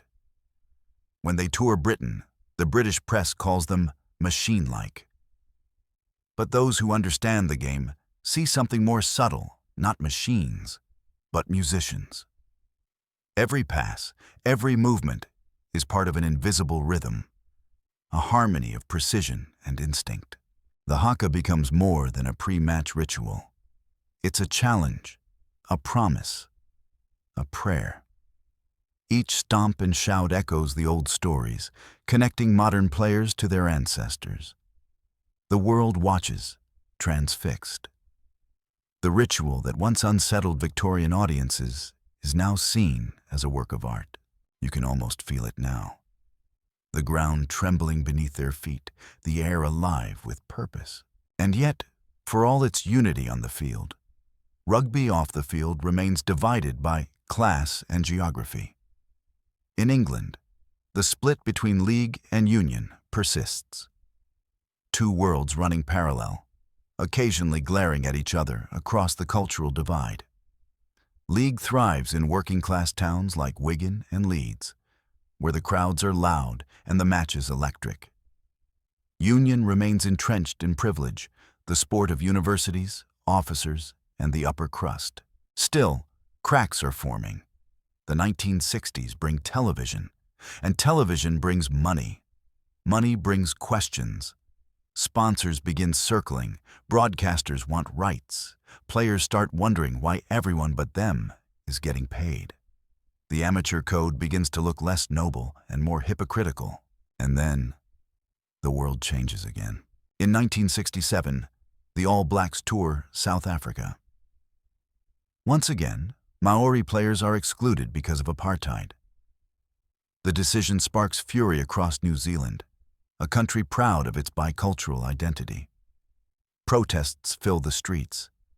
Newspapers ask the unthinkable: should sport mix with politics? But rugby, whether it likes it or not, has always been political. It was born from rebellion, divided by class, exported by empire, and now, inevitably, it's becoming a stage for moral reckoning. By the 1970s, those questions boil over. When South Africa's Springboks tour New Zealand in 1981, the country erupts. Protesters flood the streets, stadiums are stormed, matches are halted. One game is interrupted by a small plane flying overhead, dropping flower bombs onto the pitch. The crowd chants, The police charge, and somewhere beneath the chaos, the whistle blows anyway. It's madness and history. The 1981 tour forces the world to look hard at itself. Can sport really be separate from politics? The answer, of course, is no. Rugby becomes a symbol of conscience. Countries begin to boycott South Africa. International rugby fractures under the weight of principle. It's painful, but necessary. And still, through all this, the game itself thrives. Because rugby has always lived in paradox, brutal yet noble, divisive yet unifying, simple yet profound. You can picture it now. A night match in the 1970s, the stadium lights humming, steam rising from the players' backs as they bind into a scrum. The crowd roars, men in suits, children on shoulders, women waving scarves. For 80 minutes, politics disappears. There is only the ball, the mud, the noise, and the heartbeat of history. In those moments, rugby is perfect. Off the field, the world spins on. Wars, revolutions, new nations, new heroes. But rugby keeps its strange power. It still begins with the same things. One ball, two teams, courage, trust. And though the rules change, the spirit never does. By the end of the 1970s, the game feels timeless and restless all at once, waiting for another transformation. The age of the amateur is nearing its end. The whispers of professionalism are becoming shouts. The players know it. The fans know it. Even the officials behind their blazers and handshakes know it. Something's coming. The whistle's about to blow for a new era, one that will forever change how rugby looks, sounds, and survives. But for now, under the dim glow of those stadium lights, the game remains what it has always been, a simple act of defiance against the silence of the world. You close your eyes and hear it. The thud of boots, the slap of the ball, the cry of the crowd, the sound of motion, memory, and meaning, looping endlessly through time. You wake to a world humming with electricity and television static. It's the late 1970s sliding into the 1980s, an age of color TV, satellite broadcasts, and shoulder pads, both in fashion and on the field. Rugby is changing again, though not everyone realizes it yet. The stadiums are louder now. The crowds are larger, more diverse. The roar of a match can be heard miles away, echoing through suburbs and cities. The game has gone from pastime to institution. But still, officially, it's an amateur pursuit. Players can't be paid, can't endorse products, can't accept gifts beyond expenses. And yet, the matches are packed with sponsorship banners, television commentators, and ticket sales worth thousands. The irony is so thick you could build goalposts out of it. You stand behind the posts at Twickenham on a cold afternoon. The crowd is a tapestry of scarves and umbrellas, the air smelling faintly of beer and grass. When the whistle blows, the field becomes a storm of motion, a blur of bodies, jerseys, and mud. For the players, this is more than a game. It's duty, pride, and sacrifice rolled into one. But as you watch one of them limp off the field, bleeding and exhausted, you can't help but wonder, how much longer will they play for love alone? This is the tension that defines rugby's next chapter. Honor versus reality. The old amateur code, the gentleman's rule, is cracking under the weight of modern life. In the north of England, Rugby League has already solved this problem decades earlier. Players there are professionals, openly paid, celebrated by working-class fans who see them as local heroes. League matches are faster, more dynamic, and made for TV. But rugby union, still clinging to its Victorian ideals, insists that payment equals corruption. To take money is to betray the soul of the game. The hypocrisy grows unbearable. Behind the scenes, clubs quietly reimburse players through sham jobs or secret stipends. A prop forward might suddenly be employed as a warehouse manager by the same company that sponsors his club, though he's never seen a warehouse in his life. A winger might mysteriously receive travel expenses that happen to cover his entire mortgage. Everyone knows. Everyone looks the other way. Still, the sports guardians insist on purity. At the same time, the sport's expansion is unstoppable. In the 1980s, rugby takes on a global rhythm. The Five Nations Championship, England, Scotland, Ireland, Wales, and France, becomes an annual epic, broadcast to millions. The commentary is poetic, reverent, and faintly nostalgic. Here comes the kick, and the crowd rises as one. In the Southern Hemisphere, the rivalries grow fiercer. The All Blacks, Springboks, Wallabies, and Pumas form an unofficial brotherhood of combat. The great powers of the sport, separated by oceans but united by respect and rivalry. When New Zealand plays South Africa, the world holds its breath. But rugby's relationship with South Africa remains deeply fraught. The apartheid regime, still in power, uses the Springboks as symbols of white dominance. The team is adored at home and despised abroad. Every tour they attempt outside the country triggers protest. In 1981, during their visit to New Zealand, the tension boils over into chaos. You stand amid a storm. Protesters block the streets leading to the stadium. Police on horseback push them back with batons. Inside, players try to focus as chants of "No Maoris, no tour" echo beyond the gates. The match begins anyway. Then, halfway through, a small plane appears in the sky, circling low. From its cockpit, a protester drops flower bombs onto the field, white clouds exploding across the grass. Players dive for cover. The referee halts the match. The world watches, stunned. For the first time, rugby has become more than sport. It's a battlefield of conscience. After that, international boycotts isolate South African rugby. The Springboks play only against rebel teams and friendly nations.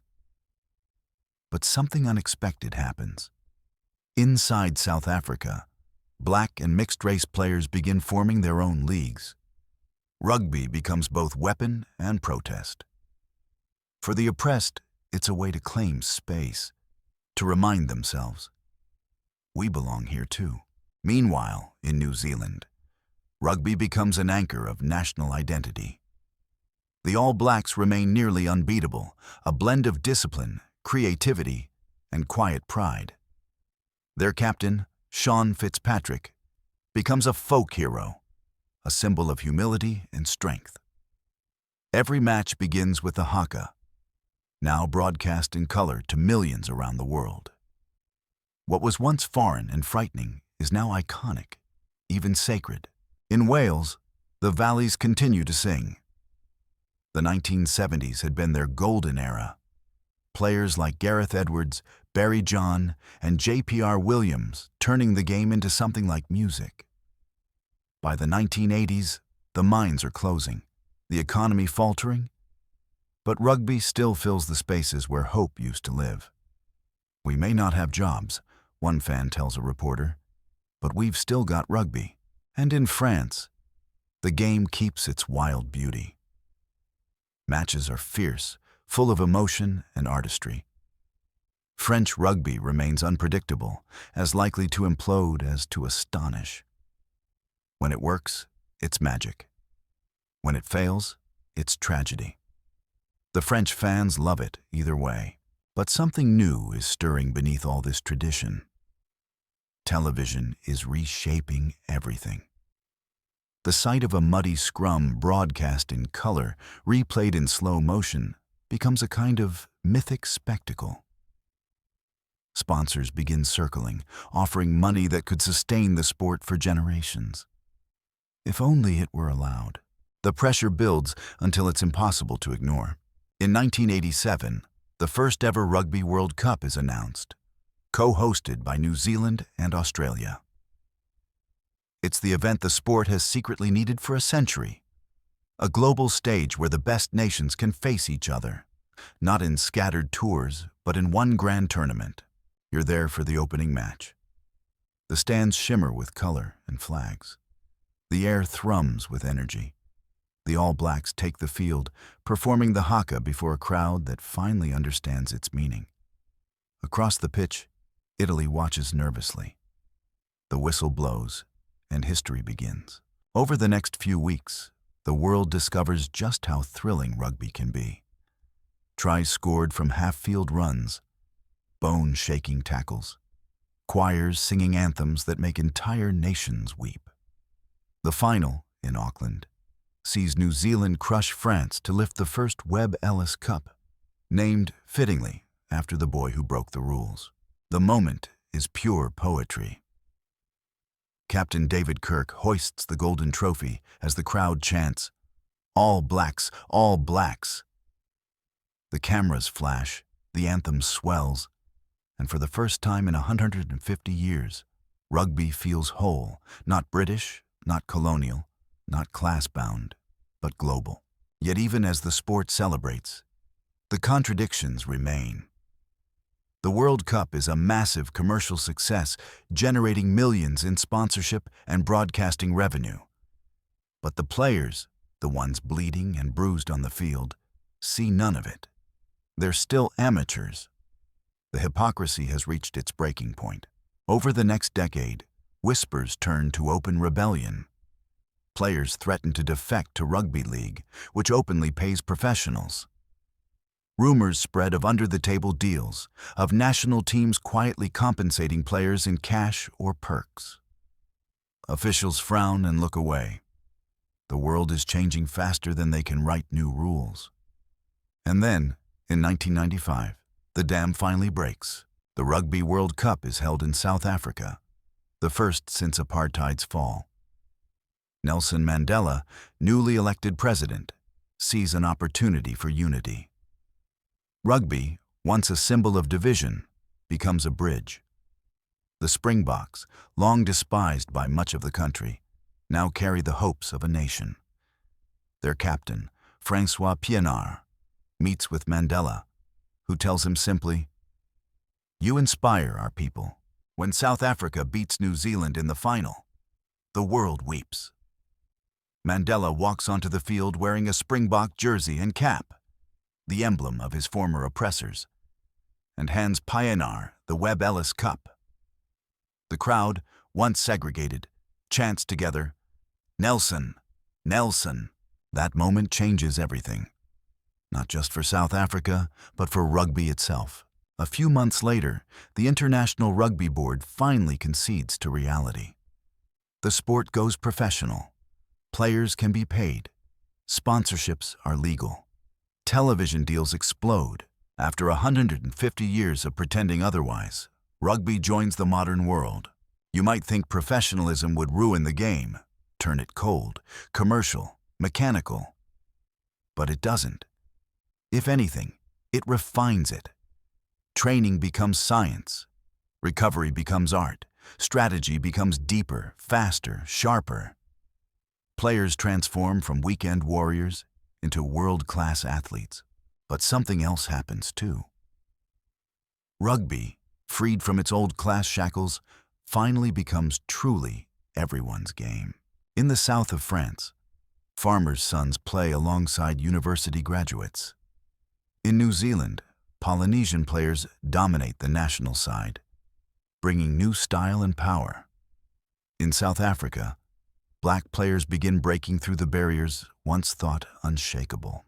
It's no longer about where you were born or what you earn. It's about how far you'll run when the ball's in your hands. As you watch the floodlights blaze over a professional-era stadium, sleek, global, roaring, you can't help but think of rugby school in 1823. That damp field, that single boy defying the rules. Everything that's happened since, the splits, the wars, the politics, the pain, all trace back to that one impulsive act. And yet, even now, beneath the lights and the cameras, the game's heart beats the same. Mud, sweat, teamwork, courage. The simple, beautiful rebellion of picking up the ball and running. Rugby, at last, has grown up. But it's never forgotten where it began. The year is 1995. The stadium in Johannesburg trembles with sound. A low, rhythmic roar that feels like the earth itself is breathing. Green and gold flags ripple in the sunlight. In the stands, black and white South Africans stand side by side for the first time in living memory, their voices united in song. Down on the field, the Springboks, long symbols of division, are moments away from rewriting history. You're there. The air is electric, almost sacred. The whistle blows, and the match begins. New Zealand, led by the legendary Jonah Lomu, is expected to crush the home team. Lomu has already bulldozed his way through the tournament, a human avalanche in black. But today, something shifts. The Springboks tackle harder, run faster, play with something that isn't just skill, it's soul. The score remains locked at 9-9 after 80 minutes. The tension is unbearable. Every pass, every tackle feels like a test of destiny. Then, in extra time, South Africa's fly half, Joel Stransky, lines up for a drop goal. The stadium holds its breath. His boot swings, the ball sails, and through the posts. 15-12. South Africa wins. The crowd erupts, not just in celebration, but in catharsis. Tears mix with song. Decades of pain dissolve for a moment into unity. And then, something extraordinary happens. From the tunnel, Nelson Mandela walks onto the field. He's wearing a Springbok jersey, number 6, the number of Captain Francois Pienaar. The symbol of white Afrikaner pride has been claimed by the country's first black president. When Mandela hands Pienaar the Webb Ellis Cup, the crowd begins to chant one word over and over. Nelson, Nelson. In that instant, rugby becomes something bigger than itself. It becomes healing. It becomes a nation's heartbeat. Even now, historians and poets call it one of the greatest moments in all of sports. But it's also a turning point for rugby as a whole, the moment when the game sheds its last remnants of isolation and truly becomes global. Within months of that final, the sports governors announce what has been inevitable for years. Rugby union will turn professional. It's as though the old world finally exhales. The amateur era, with its gentlemanly pretense, is over. Players can now be paid for what they already gave their lives to. Television deals pour in, sponsors line up, stadiums are renovated, jerseys redesigned, schedules expanded. Rugby steps into the modern age, blinking, unsteady, but alive. You stand on the edge of a new century and can feel it. The shift in the air, the quickening of the pace, the game evolving again, as it always has. The professional era changes everything. Training becomes science. Teams hire nutritionists, psychologists, data analysts. Players are no longer weekend warriors. They're full-time athletes sculpted by precision and technology. The game grows faster, more powerful, and sometimes a little less forgiving. Gone are the days of amateur charm, muddy jerseys, unpaid heroes, post-match beers in smoky clubhouses. Now, it's elite performance, global travel, million-dollar contracts. But with that change comes something beautiful too. Accessibility. The game that once belonged to the privileged few is now open to anyone with talent, drive, and heart. The late 1990s and early 2000s become a golden age. Nations that once lingered in the margins rise to prominence. The Wallabies of Australia win 2 World Cups, 1991 and 1999, with a style that blends intellect and instinct, poetry with purpose. The All Blacks remain the standard of excellence. though heartbreakingly human, often losing finals they're expected to win. France, mercurial and magnificent, alternates between brilliance and implosion. And then there's England. For more than a century, England has carried the weight of expectation. The birthplace of the game, the self-appointed guardian of its traditions. But at the international level, they've often fallen short. Until one night in Sydney in 2003. It's the Rugby World Cup final, England versus Australia. The score is tied at 17-17. The clock bleeds into extra time. Rain falls in thin, silver threads. The ball changes hands again and again. Then, with less than a minute remaining, England's scrum half, Matt Dawson, fakes one pass and delivers another. Johnny Wilkinson, the calm, almost monastic fly half, drops back into position. His right boot swings. The ball arcs high through the drizzle. Time slows. The whistle sounds. England wins. The first and only Northern Hemisphere team to lift the World Cup. The crowd erupts. Wilkinson, ever modest, lowers his head as his teammates swarm him. Millions of viewers at home watch the replay over and over. The precision, the poise, the silence before the roar. It's not just a victory. It's a coronation. Rugby, the game England gave the world, finally crowns its originators. The professional era has found its heroes. But professionalism isn't just triumph. It's transformation. And with transformation comes loss. By the mid-2000s, rugby's landscape has shifted again. Clubs become brands. Players become global stars. Sponsorships adorn jerseys like badges of allegiance. Banks, airlines, tech companies. Ticket prices rise. Television schedules stretch the season longer and longer. Some old fans grumble. It's not the same, they say. Too polished, too corporate. And perhaps they're right. Gone are the days when muddy knees and bruised faces told the whole story. But look closer, and the soul of the game still burns bright. In the locker room laughter, in the small-town clubs that still train on cold Tuesday nights, in the grassroots players who chase the same leather dream as their ancestors. Meanwhile, the world beyond rugby is changing too. Borders blur, travel quickens, and migration reshapes the sport's very DNA. Players from Tonga, Samoa, and Fiji become the beating heart of the professional game. They bring with them a new rhythm, explosive power, unshakable faith, a sense of joy that feels ancient and new all at once. In France, Polynesian and African players transform the national side.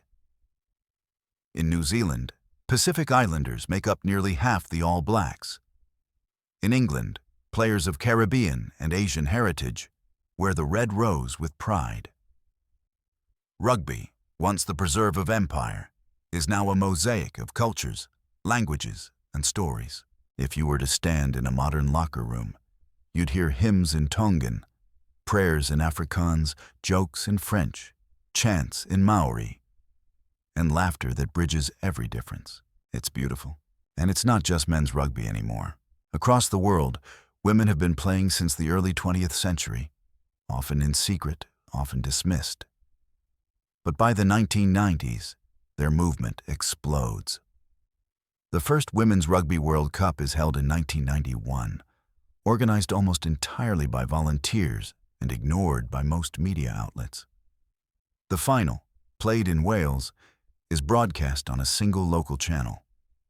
The players pay their own way to compete, yet the games themselves are breathtaking, full of passion, skill, and courage. The United States wins that inaugural championship, defeating England in the final. Few watch it live, but history has been made. Over the following decades, women's rugby spreads like wildfire. By 2010, nations like New Zealand, England, France, and Canada boast professional-level teams. In 2016, Rugby Sevens, the faster, seven-a-side version of the sport, debuts at the Rio Olympics. with both men's and women's tournaments.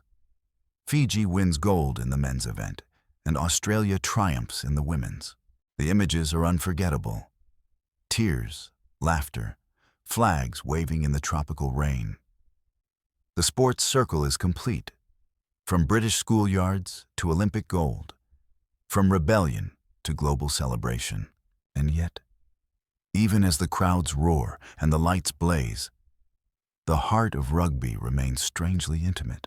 Go back to any small town, in Wales, in Samoa, in South Africa, in rural Japan, and you'll find the same scene. Muddy boots by a wooden door, kids chasing a scuffed ball until the sun dips, parents watching from car windows. You'll hear the same sound, laughter, and that soft, satisfying thud of ball meeting hand. That's where rugby lives, not in million-dollar contracts or corporate boxes, but in the simple poetry of movement and connection. Historians sometimes call rugby a mirror of humanity. Maybe they're right. It's a game built on paradox. Violence wrapped in respect, chaos bound by code, individuality thriving inside teamwork. It asks everything of you: strength, discipline, humility, and then rewards you not with fame, but with belonging. You might not remember the score years later, but you'll remember the feeling. The mud on your knees, the slap on your back from a teammate, the handshake from an opponent who just knocked the breath out of you. That's what lasts. By the 2010s, the game has become a web connecting continents. Club leagues in Europe and Asia, World Cups watched by billions, children playing in town squares in Kenya, Chile, Japan. Even nations without colonial ties to Britain, like Georgia and Argentina, rise to prominence. Argentina's Pumas shocked the world by beating England in 2006 and reaching the semifinals in 2007. Japan defeats South Africa in 2015. The miracle of Brighton, they call it. And the footage goes viral across the globe. Every try scored is another piece of proof. Rugby no longer belongs to its past. It belongs to the world. Still, there's something timeless about it all.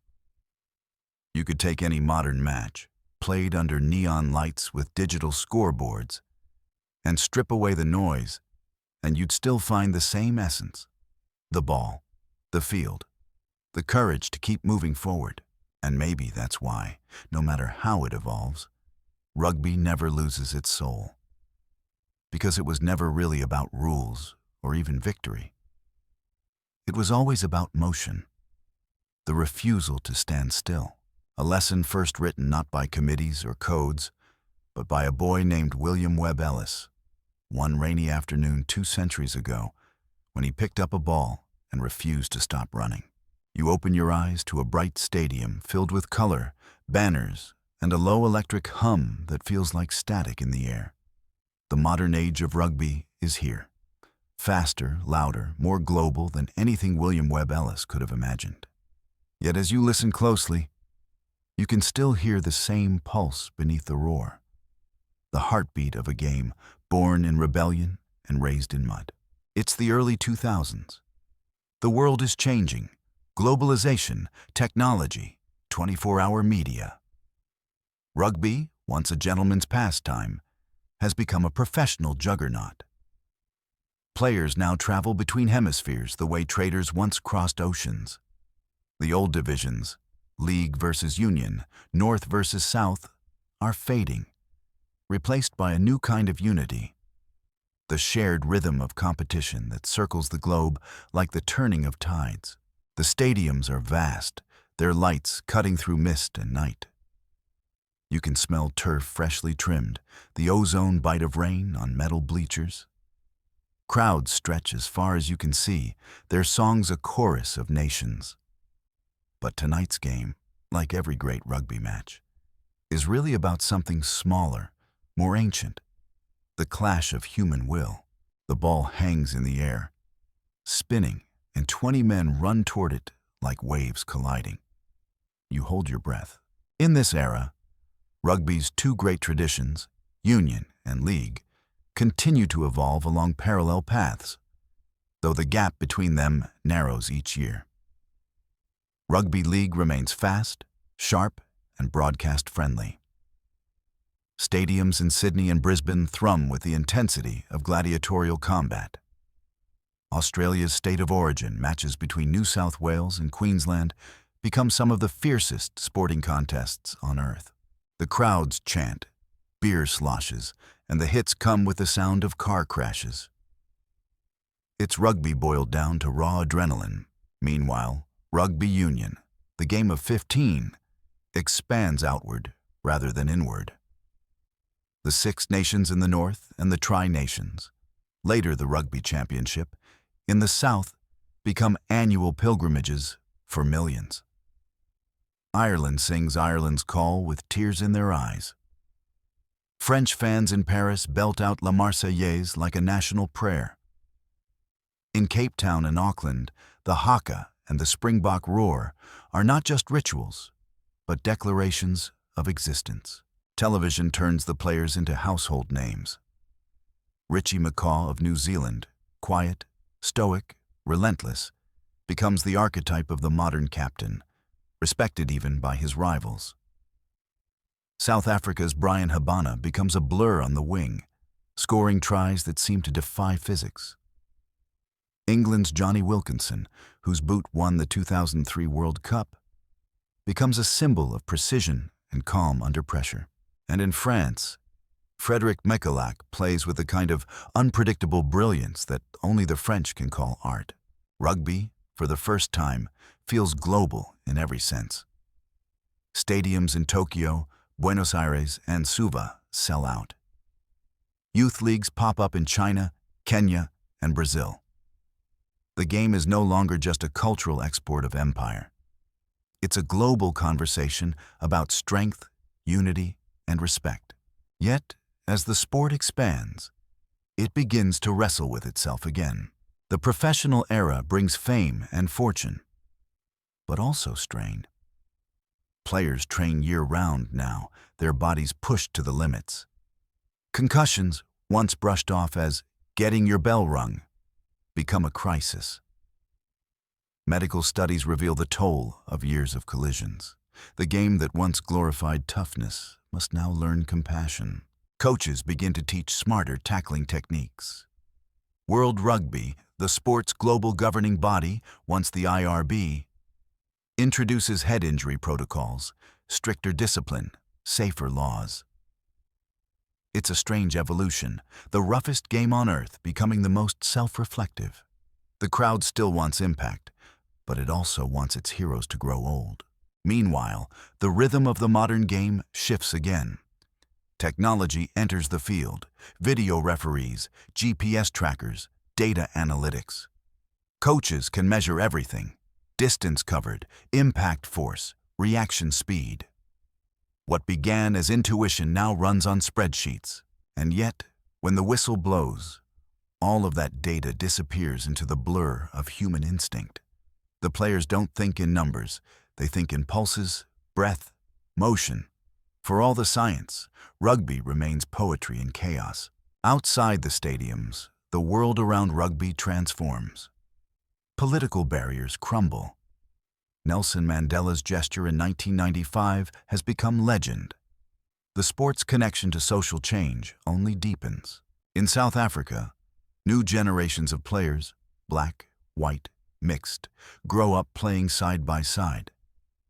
Names like Siya Kolisi, a boy from a township outside Port Elizabeth, begin to rise.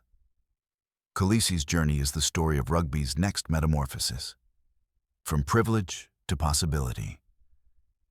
He will one day become the first black captain of the Springboks, leading them not with anger, but with grace.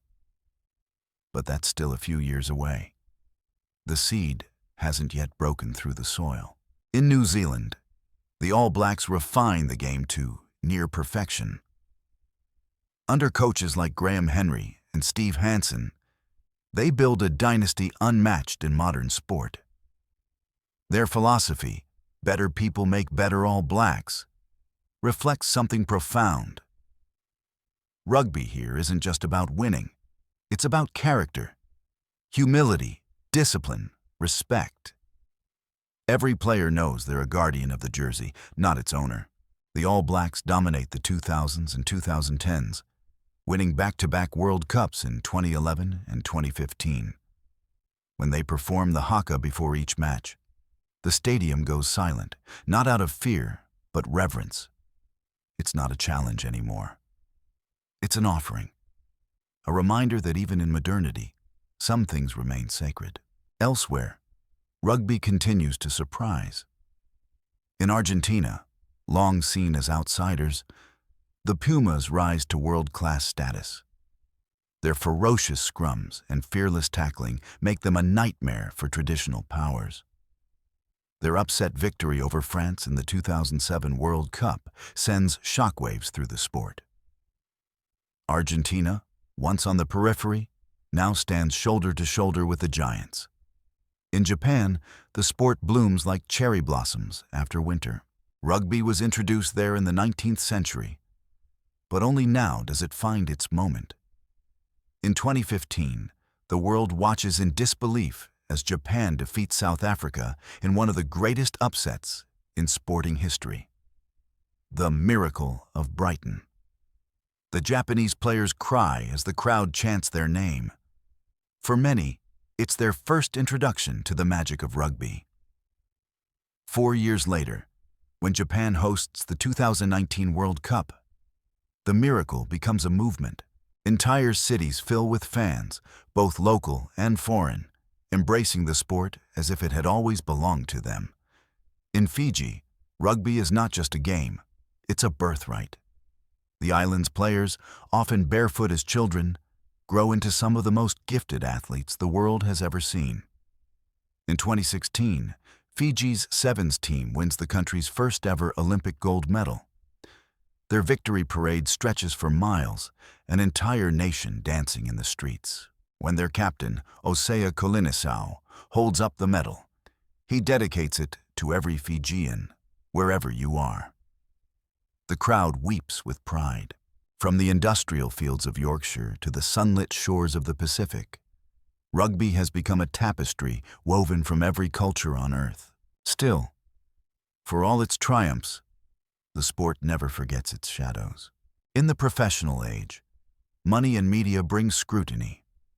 Scandals over doping, corruption, and racism occasionally shake the game's image. Fans debate the balance between physicality and safety, tradition and progress. Is rugby losing its soul? Some ask. But if you stand close enough to the field, if you listen to the crunch of a tackle, the quick breath before a kick, the laughter between teammates, you know the answer. The soul never left. It's simply adapted. Rugby, more than most sports, has always known how to rebuild itself. From Ellis's rebellion, to the split between union and league, to the fall of apartheid, to the dawn of professionalism. Each transformation came with pain, but also rebirth. The game survives because it mirrors life, bruised, imperfect, beautiful. And somewhere in that reflection lies its deepest truth. That what matters most isn't the scoreboard, but the connection between those who play. The handshake after a match, the respect shown to the defeated, the understanding that pain and glory are two halves of the same coin. Now, as the crowd erupts in another stadium somewhere, maybe Tokyo, maybe Cape Town, maybe Cardiff, you feel that same vibration running through time.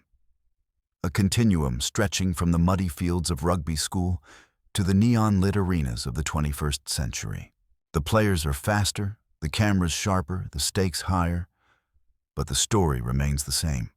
A ball, a run, a tackle, a try, a heartbeat. Historians will write volumes about tactics and economics, but they'll always come back to the same moment. That spark in 1823, when one boy picked up the ball and broke the pattern. That single act of disobedience that somehow gave birth to one of humanity's most enduring games. And when you think of it like that, you realize something else. Rugby's greatest strength has never been its power, but its persistence. Its ability to evolve without losing its essence, to turn conflict into community and chaos into grace. You lean back in your seat as another anthem rises, another kickoff sails, and another generation takes the field. The world may keep changing, faster, louder, stranger, but rugby endures. Not because it resists change, but because it absorbs it. From empire to equality, from mud to floodlights, it remains what it's always been. A dance of courage on a patch of grass. And as the night closes in over the stadium, the players shake hands. The crowd hums its last songs, and the floodlights fade one by one.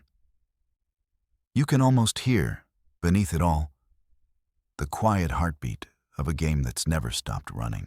The lights fade, and in their glow, another era dawns. You can feel it in the air, cleaner, sharper, faster. The 21st century hums like a live wire, and rugby, now a sport of global spectacle, is learning how to live in this new world. It's the early 2010s. The crowd no longer watches just from the stands. They watch from couches, phones, airport lounges, trains speeding through cities. Streaming, highlights, social media. Rugby is now everywhere, all at once.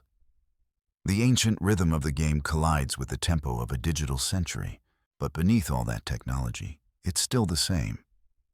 When the whistle blows, everything else falls away. You're standing at Eden Park, Auckland, 2011. The night is cold, the sky hanging low and heavy, almost as if history itself has decided to pause for this moment.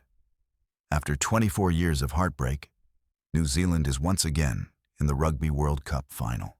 They've been here before, in 1995, 1999, 2003, 2007, each time leaving in agony. But this night feels different. The crowd's roar is softer, more anxious than proud. The All Blacks are facing France, a team that's always been their riddle, unpredictable, beautiful, dangerous. The whistle sounds. The match is tense, brutal, and low-scoring. Not the spectacle the world expected, but a test of will. Every ruck is a battle, every kick a prayer. When the final siren goes, the score reads 8-7. The All Blacks have finally done it. New Zealand weeps as one. Captain Richie McCaw, bloodied and exhausted, lifts the Webb Ellis Cup. You can almost hear the sigh of a nation exhaling after 2 decades of holding its breath. For a country where rugby is not just a sport but a faith, that victory is more than redemption. It's communion. The world takes notice. The professional era, once doubted, has proven its power. The players are fitter, the skill level unimaginable, the tactics nearly surgical. And yet, the joy is still primal. The All Blacks celebrate by performing the haka again, not for intimidation this time, but as a benediction. Ka mate, ka ora, they chant. It is death, it is life. And in that chant, the entire story of rugby seems to echo. The endless cycle of defeat and renewal, of tradition and transformation. The years roll forward. By the mid-2010s, rugby is no longer confined to its old map. In Argentina, the Pumas are now part of the Southern Hemisphere's elite rugby championship. In Japan, professional leagues attract foreign talent and local devotion. In Kenya, children sprint barefoot through fields, chasing makeshift balls made from tied plastic bags. In the United States, a new professional league begins. Quietly but steadily, it's as if the world has finally realized that the oval ball belongs to everyone. And then, 2015.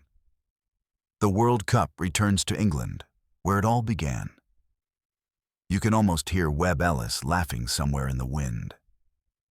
The opening ceremony is a storybook brought to life. Actors dressed as Victorian schoolboys, reenact that first fateful moment when a rule was broken and history began. The tournament itself is a masterpiece of drama. Japan's miracle victory over South Africa, 34-32 in Brighton, becomes one of the greatest upsets in sports history. You can picture it. The final whistle. The Japanese players collapsing to their knees in disbelief. Their coach Eddie Jones smiling like a man who's just seen a dream made flesh. The world erupts in cheers for the underdogs. Rugby has its Cinderella story, but at the end of it all, it's New Zealand again who stands tallest. The All Blacks, led by McCaw and the magician Dan Carter, play with a serenity that borders on divine. In the final, they defeat Australia 34-17. It's not just a win, it's an exorcism of doubt. McCaw lifts the cup again, the first man to do so twice. In his face, you see what professionalism has done to rugby. It's made the impossible seem routine, yet the beauty remains undimmed. Far away, the game is evolving in quieter corners. In France, clubs like Toulon and Toulouse become havens for international stars. Crowds pack into stadiums to watch a tapestry of accents and styles. Samoan power, Fijian flair, French precision, South African grit. In the small rugby towns of the Southwest, you still hear the same old tunes, the same smell of wine and sausage drifting through the stands. In South Africa, change is slower, harder. The legacy of apartheid still lingers in sport as it does in life. But something is stirring. A new generation of black and mixed-race players rising through the ranks. Among them is Siya Kolisi, a boy from the township of Zwaide who grows up idolizing the Springboks on television, never daring to dream he might one day lead them. His story, still unwritten in this moment, will soon become legend. And then there's Rugby Sevens, the game's wild younger sibling, faster and lighter, played in tournaments that feel more like festivals. 7 players, 7 minutes a half, non-stop motion. The format captures the modern world's attention span perfectly, brief, brilliant, and global. When Rugby Sevens debuts at the Rio 2016 Olympics, it's a revelation. Fiji wins gold, their first Olympic medal in any sport.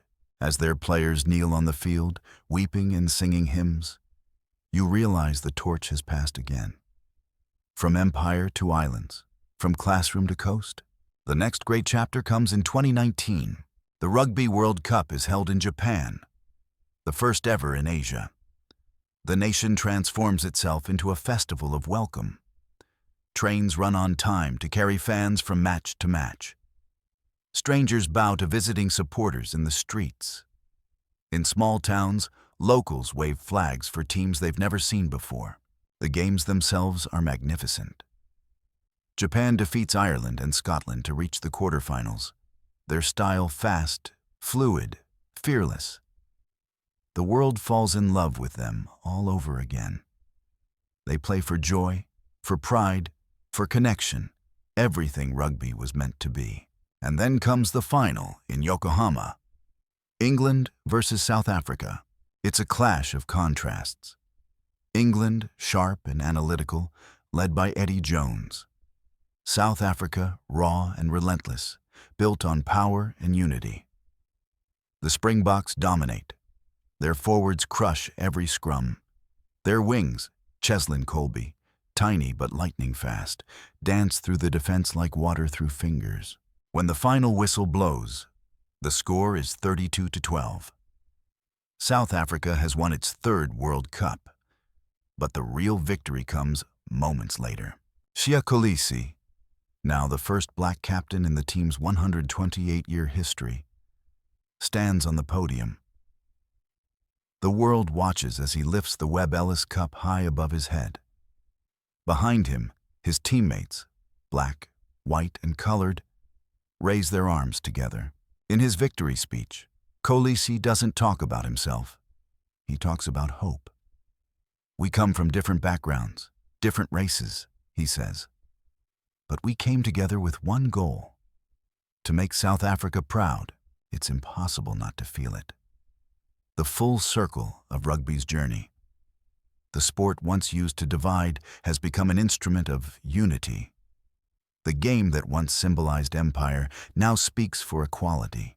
From Ellis's run to Mandela's handshake to Kolisi's triumph, each moment a thread, weaving the same story.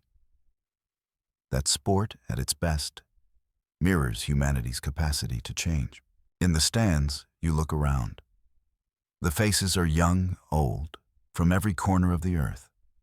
Children wave miniature flags. Couples share headphones, listening to commentary in different languages. The scoreboard glows, but no one looks at it anymore. The numbers don't matter now. Rugby's story has always been about connection. And as the crowd spills out into the Japanese night, singing, laughing, you realize the game has become something bigger than its origins. A living ritual that binds the world together for 80 minutes at a time. The next day, newspapers around the world print the same photo. Kolisi lifting the trophy, gold confetti falling around him like sunlight through storm clouds. Beneath it, the same headline repeats again and again, in English, Afrikaans, Japanese, and French. The game that united. By the 2020s, rugby stands at another crossroads. The world is uncertain again. Pandemics, politics, climate, technology. Matches are played in empty stadiums. Players huddle before games in masks. The silence is eerie. You can hear the thump of each tackle, the scrape of each boot. And yet, even here, the game adapts. Fans watch from home, clapping through screens. Teams train in bubbles. When rugby returns in full, it feels reborn once more. Humbler, maybe, but hungrier. Grassroots clubs flourish again. In every village, kids chase the ball with the same reckless joy as Webb Ellis. The future is already sprinting forward, barefoot and laughing. And you, watching from the sidelines, realize something simple but profound. No matter how the world changes, no matter how polished the stadiums, how fast the broadcasts, how high the salaries, rugby's essence never fades. It's still about courage. It's still about trust. It's still about that unteachable instinct to pass backward, but move forward, together. You close your eyes and let the sound wash over you. The whistle, the thud, the laughter, the breath. 2 centuries have passed since that first rebellious run, but the spirit remains. You can almost see it now, that muddy schoolyard in Rugby. The boy clutching the ball to his chest, his friends shouting in disbelief as he breaks into a sprint. The first run that never truly ended, because every pass, every tackle, every heartbeat since has been part of that same eternal play. And maybe, just maybe, it will never stop. The stadium lights blink out one by one, but the echoes remain. Thousands of footsteps, the smell of wet turf, the faint thrum of drums fading into night. You linger in the silence, knowing that somewhere, another field is waking up. It's dawn in another hemisphere, and the first whistle of another match is about to sound. The world no longer shares one sunset. It shares one rhythm. This is the modern game. Rugby in the 2020s? Faster, wider, endlessly connected. Yet, strangely enough, more human than ever. You walk the perimeter of the empty field, hearing ghosts in every gust of wind. The laughter of schoolboys in 1823, the marching boots of empire, the roar of Johannesburg in 1995, the hum of Tokyo in 2019. And now, digital applause through phone screens, emojis for cheers, virtual stadiums filled with pixels instead of faces. The audience has multiplied, but the essence hasn't changed. Every match still begins the same way. 1 ball, 2 teams, 80 minutes of courage. The 2020s arrive like a sudden tackle, unpredictable and heavy.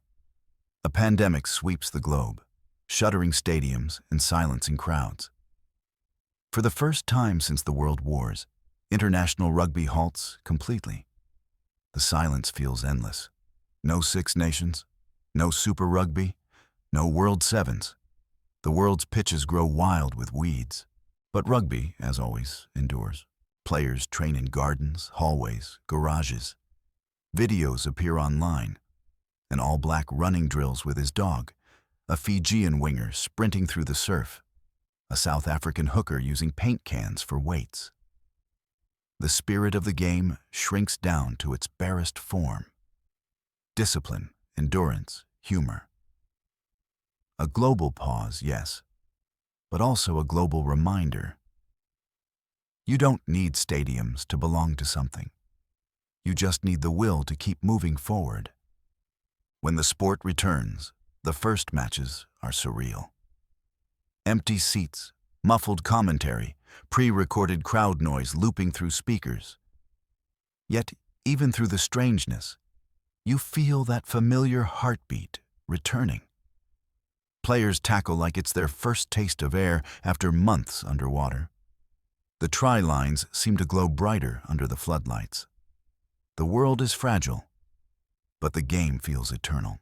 By 2022, fans return to the stands. Their cheers sound different, louder, more grateful, more aware of what it means to gather again. It's no longer just sport, it's communion. People hug strangers after tries. Flags of rival nations wave side by side. Even the players seem lighter, smiling more often, as if they've rediscovered what makes the game holy. But rugby in the 2020s is not just about survival. It's about expansion. The game's frontiers push outward. In Asia, professional leagues grow fast, mixing local talent with global veterans. Japan's success at the 2019 World Cup sparks a generation of young players who see rugby as more than sport. It's expression, discipline, honor. The brave blossoms become national heroes. In South America, Argentina's Pumas inspire neighboring countries, Chile, Uruguay, Brazil, to follow. In 2023, Chile qualifies for its first Rugby World Cup. And though they lose every match, their players weep with pride at the final whistle. "We made it," their captain says simply. And the world nods, remembering that even defeat can be victory when it breaks new ground. In Africa, Kenya and Namibia strengthen their rugby cultures, while new programs in Ghana, Nigeria, and Uganda light sparks of possibility. The children of these countries grow up with rugby posters alongside soccer ones. Proof that dreams can wear many shapes. In North America, Major League Rugby finds its footing. Crowds in Texas, New York, and California start to chant names once known only in the Southern Hemisphere. The sport's slow rhythm of adoption begins to quicken. It may take decades, but the seed is planted. Rugby is no longer a Commonwealth curiosity. It's a planetary pulse. Yet the modern age brings its own challenges. The hits are harder now. The athletes bigger, faster, stronger. Rugby's collision of power and speed becomes both its glory and its dilemma. Scientists warn of concussions, of hidden trauma accumulating beneath helmets and skulls. Players, once told to walk it off, now undergo head injury checks, concussion protocols, recovery periods. For the first time, the game begins to value rest as much as resilience. World Rugby invests in research, revises laws, introduces safer tackling zones. Some old-school fans grumble that the sport's going soft. But if you've ever seen a player's eyes cloud after a hit, you know this is evolution, not weakness. Rugby is learning what every great civilization learns, that endurance comes not from denial, but from care. And in a quiet way, this too echoes its origin. Rugby has always been about defying stillness, but also about protecting the spirit that makes motion possible. Off the field, something new is happening as well. Rugby's culture, once steeped in stoicism, begins to open. Players speak about mental health, identity, and vulnerability. The old toughen up ethos softens into something stronger: honesty. In 2021, New Zealand's All Blacks performed the haka, not just for intimidation, but as tribute to fallen teammates, to family, to those struggling silently. You can see tears behind the fierceness. Rugby's famous handshake after every match begins to mean more. It's not just respect, but recognition. But the women's game, long overlooked, rises to its rightful place. Crowds fill stadiums for the Women's Rugby World Cup in New Zealand in 2022. The host nation wins, but that's not the story. The real victory is the atmosphere. Families, children, and grandparents singing together. A sense of purity that feels like rugby's first breath again. You picture one of those players, tall, powerful, eyes burning beneath the lights, holding the ball the same way Ellis did 2 centuries earlier, not just running toward victory, but toward freedom. Rugby has always reflected the world that plays it. And as the 21st century unfolds, its mirror grows ever wider. In South Africa, Siya Kolisi's legacy continues to ripple outward. His story, born from poverty, raised by a grandmother, lifted by rugby, becomes legend. Children across the country, regardless of race or class, dream of being the next Siya. He doesn't just lead the Springboks, he leads a movement. Under his captaincy, the team wins the 2023 Rugby World Cup again, beating New Zealand in a final that feels mythic. The margins are razor thin, the weather brutal, the drama relentless. But when Kolisi lifts the trophy for the second time, it's more than sport. It's scripture. At that moment, you realize something profound. The Webb Ellis Cup, forged in gold, has become the world's most democratic object. Every kind of hand has held it. White, black, brown, tattooed, calloused, manicured. From miners to monarchs, from barefoot kids to multimillionaires. It's been kissed by sweat, tears, and rain. It's the one crown on earth that can be earned only by passing backward while moving forward together. Even now, new lands join the chorus. Portugal shocks the world with victories in 2023, playing with joy so contagious that even their opponents cheer them on. Fiji defeats England in a warm-up match, proving once again that talent needs no empire to bloom. Everywhere, the same truth repeats itself. Rugby doesn't belong to those who invented it. It belongs to those who play it with heart. You walk through a small stadium in Lisbon one afternoon, the kind built more for community than commerce. Children chase the ball barefoot. Their laughter echoes off concrete stands half filled with parents waving homemade flags. They're not thinking about strategy or tradition or legacy. They're thinking about that delicious feeling of motion, the rush of breaking through, the joy of being tackled and rising again. And that's when it hits you. This is rugby's eternal flame. The simple thrill of daring to move forward through resistance, again and again, no matter the odds. Rugby today is both ancient and new. It's still rough, still raw, still beautifully flawed. But it has become something else too. A language of connection in an age of division. At the highest level, nations still clash fiercely. But after the final whistle, the captains embrace. The haka is met with applause. Fans trade jerseys and songs. In a world so often fractured by politics, rugby remains one of the few places where rivalry is not hatred and victory is not domination. It's about balance, about the strange alchemy of respect and ferocity that only this sport has perfected. When players kneel before a match for causes greater than themselves, equality, inclusion, remembrance, you see it clearly. Rugby's oldest lesson wasn't about running or tackling. It was about empathy disguised as competition. And maybe that's the secret of its survival. Because through all the wars, the splits, the pandemics, and the changing times, Rugby has never forgotten its original sin or its original gift. The sin, a boy breaking a rule. The gift, discovering freedom in that disobedience. William Webb Ellis could never have imagined drones filming from above or fans watching from space. But he'd recognize the look in every player's eyes today, the fire that says, "Let me try." That word, try, has never changed its meaning. It still means to score. But it also means to attempt, to dare, to push against limits. Maybe that's why the word feels like the game's heartbeat. And as the lights rise again for another match in another city, you hear that heartbeat grow louder. The anthem swells, the players form a huddle, and somewhere in the middle of it all, you understand. Rugby isn't about winning. It's about the courage to keep trying.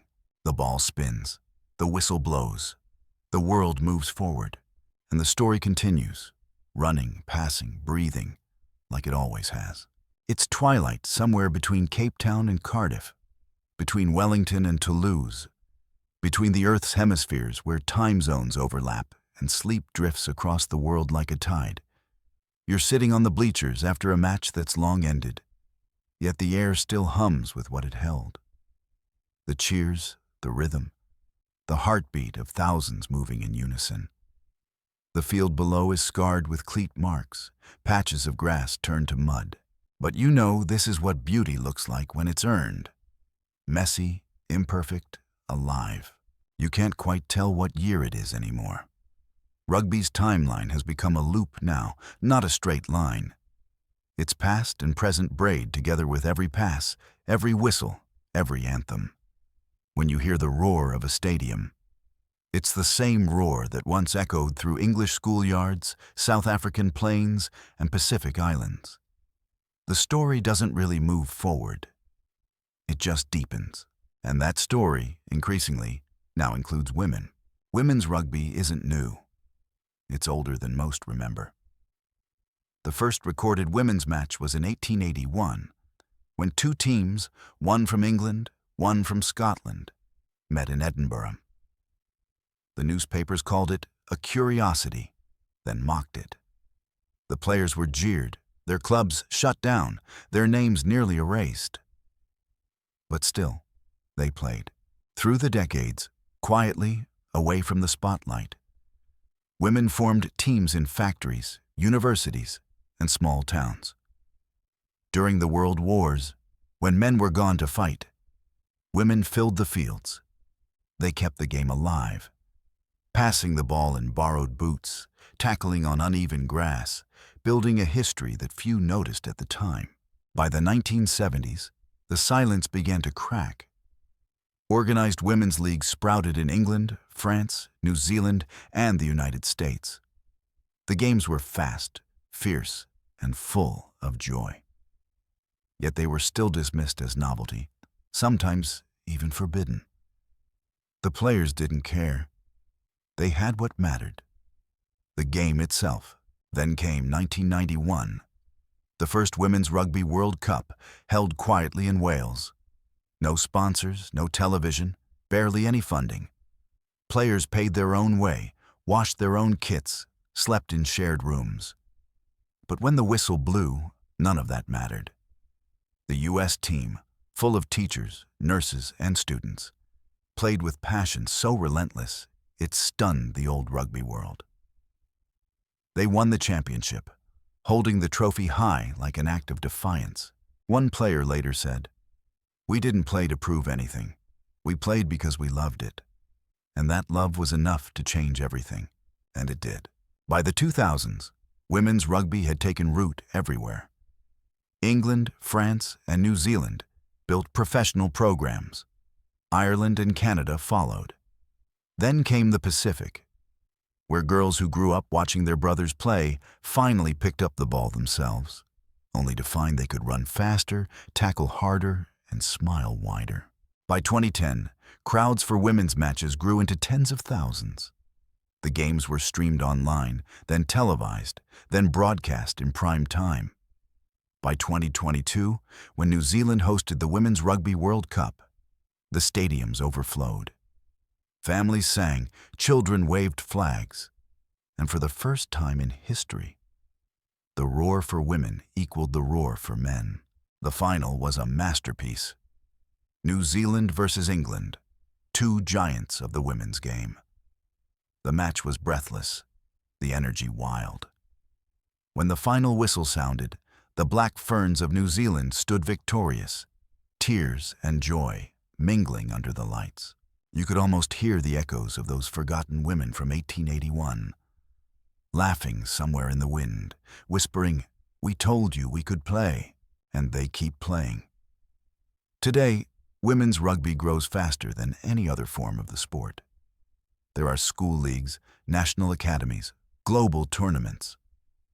Children who once only dreamed of being All Blacks or Springboks now dream of being Black Ferns or Red Roses. In the South Pacific, Samoan and Fijian women play with fearless rhythm, mixing strength and dance like music turned into motion. In Kenya, girls run drills in red dirt fields, bare feet pounding out dust that catches in the morning light. In the frozen north of Canada, teams train under snowfall, their laughter steam in the cold. The game is theirs now too. Perhaps it always was, and it's changing the culture of rugby itself. Where once the sport prized only stoicism, it now celebrates empathy, inclusion, joy. Post-match photos show men and women's teams celebrating side by side, smiling the same muddy smiles. Even the haka, once a purely male ritual, now belongs equally to women. When the Black Ferns perform it before a match, the ground shakes with a different kind of power. Fierce, maternal, unwavering. The crowd goes silent, then erupts. Rugby, finally, feels whole. But the story doesn't stop there. The sport's newest frontier is no longer the field. It's the mind. The 2020s and beyond see rugby grappling with something that no scoreboard can measure: legacy. The game has grown, spread, and evolved. But now it asks itself, what does it mean? In an age of instant fame, of endless noise, rugby remains one of the few places where meaning still grows slowly. From teamwork, humility, and struggle. It's a sanctuary for the virtues the modern world keeps trying to forget, and yet it's also a mirror. Nations use it to wrestle with their pasts, to express their futures. In South Africa, every new Springbok jersey carries Mandela's memory like a heartbeat. In New Zealand, the haka continues to bridge cultures: Maori, Polynesian, European, all unified in rhythm. In Japan, rugby becomes a symbol of discipline and community, blending seamlessly with the nation's love of precision and respect. In France, it remains art. Unpredictable, emotional, musical. French crowds still treat rugby as theater, full of drama and poetry. When their national team wins, they don't just celebrate, they serenade. And in the Pacific Islands, the game is prayer. Players kneel before kickoff, thanking God for the chance to play. Victories are celebrated with hymns, defeats with gratitude. To them, rugby isn't just sport. It's expression, worship, identity. You realize, as you look across all these worlds, that rugby has become something universal. A vessel for humanity's contradictions, strength and gentleness, tradition and rebellion, pain and grace. And yet, somehow, it still feels personal. In every small town, on every local pitch, the ritual continues. The smell of liniment and rain, the slap of leather on palms, the nervous laughter before a scrum, the first gasp of a crowd when a breakaway begins. You can stand anywhere in the world, a field in Wales, a beach in Fiji, a city park in Tokyo, and the rhythm is the same. Pass, run, fall, rise. Repeat. That's rugby. It's a language without translation, understood by heartbeats more than words. Historians sometimes try to draw straight lines through its evolution. From the schoolyard in 1823 to the World Cup finals 2 centuries later. But that line doesn't really exist. The truth is circular. Rugby keeps returning to itself, reborn in new forms, but always the same at its core. Every generation reinterprets the game, but none truly owns it. In the modern world, where everything seems temporary, rugby remains stubbornly enduring. It still demands patience. You can't win without teamwork. You can't shine without humility. You can't play without risk. It's a small universe of ethics disguised as chaos, and maybe that's why it continues to matter. Because it still asks something of you. Not applause, not perfection, but honesty. That's why when a player is tackled and reaches for a hand to stand again, the crowd always cheers louder than for the try. Because that gesture, that simple human connection, is the real heart of the game. Somewhere, as night falls across another field, you watch 2 teams line up for a handshake. Their faces are bruised, their jerseys torn, but their smiles are wide. The referee nods, the crowd applauds, and a child runs onto the field to kick the last stray ball. It arcs into the air and lands softly on the grass. For a second it's still. And then, as if by instinct, someone picks it up and runs. You can almost hear the universe laughing. That same laugh from 1823. The laugh of a boy who broke a rule and, in doing so, created something eternal. The same run that never ended. The sun is setting over a quiet field somewhere in England. Not Twickenham, not Wembley. Just a local pitch surrounded by hedges and distant church bells. The kind of place where everything began. You walk slowly across the grass, the air thick with that sweet scent of earth and rain. The posts rise in silhouette, like 2 open hands reaching toward the sky. And in that moment, you realize, this is the same ground that every generation of rugby has stood on. Different soil, same soul. There's a small group training under the fading light. A few teenagers, laughter echoing through the chill. The coach, maybe in his 50s, claps his hands and shouts encouragements. There's mud everywhere, but no one seems to care. A girl scores a try, sliding across the wet turf, laughing breathlessly. Her teammates pile on top, cheering like they've won the World Cup. The coach just smiles. It's the same look you've seen on every face in every rugby story. That mixture of exhaustion and awe that says, this game hurts, but it's worth it. That's when you realize something. The real history of rugby doesn't live in trophies or stadiums or even legends. It lives in moments like this. In laughter after a tackle, in a handshake after a fight, in the quiet pride of someone who gave everything for 80 minutes and found joy in the giving. This, right here, is where the story truly ends. Or maybe it never ends. Because rugby's journey, now stretching over 2 centuries, has never really been about victory. It's been about what happens between the whistles, the courage to begin, the resilience to continue, and the grace to stand when it's over. You think back to all the places you visited in this story. The schoolyard at Rugby, the Empire ships crossing oceans, the muddy fields of Wales, the haka under moonlight, the Springboks and Mandela, the quiet strength of Sia Kolisi, the women who refused to stop playing, the barefoot children of Fiji chasing dreams along the beach. Each of them carried the same flame, the need to move, to connect, to run forward, even while passing back. That's the secret of rugby. Its poetry lies in paradox. You advance only by retreating. You win only by surrendering to the team. You rise only after you've been brought to ground. It's life disguised as sport. Some historians like to chart rugby's journey through centuries of change. 1823. Webb Ellis runs unplanned toward destiny. 1871. The first union forms in London. 1895. The game splits in two, League and Union. 1905. The All Blacks arrive and redefine what's possible. 1914 to 45. The world stops, yet soldiers still play in the mud. 1950s, 60s. Wales sings, France dances, South Africa hardens.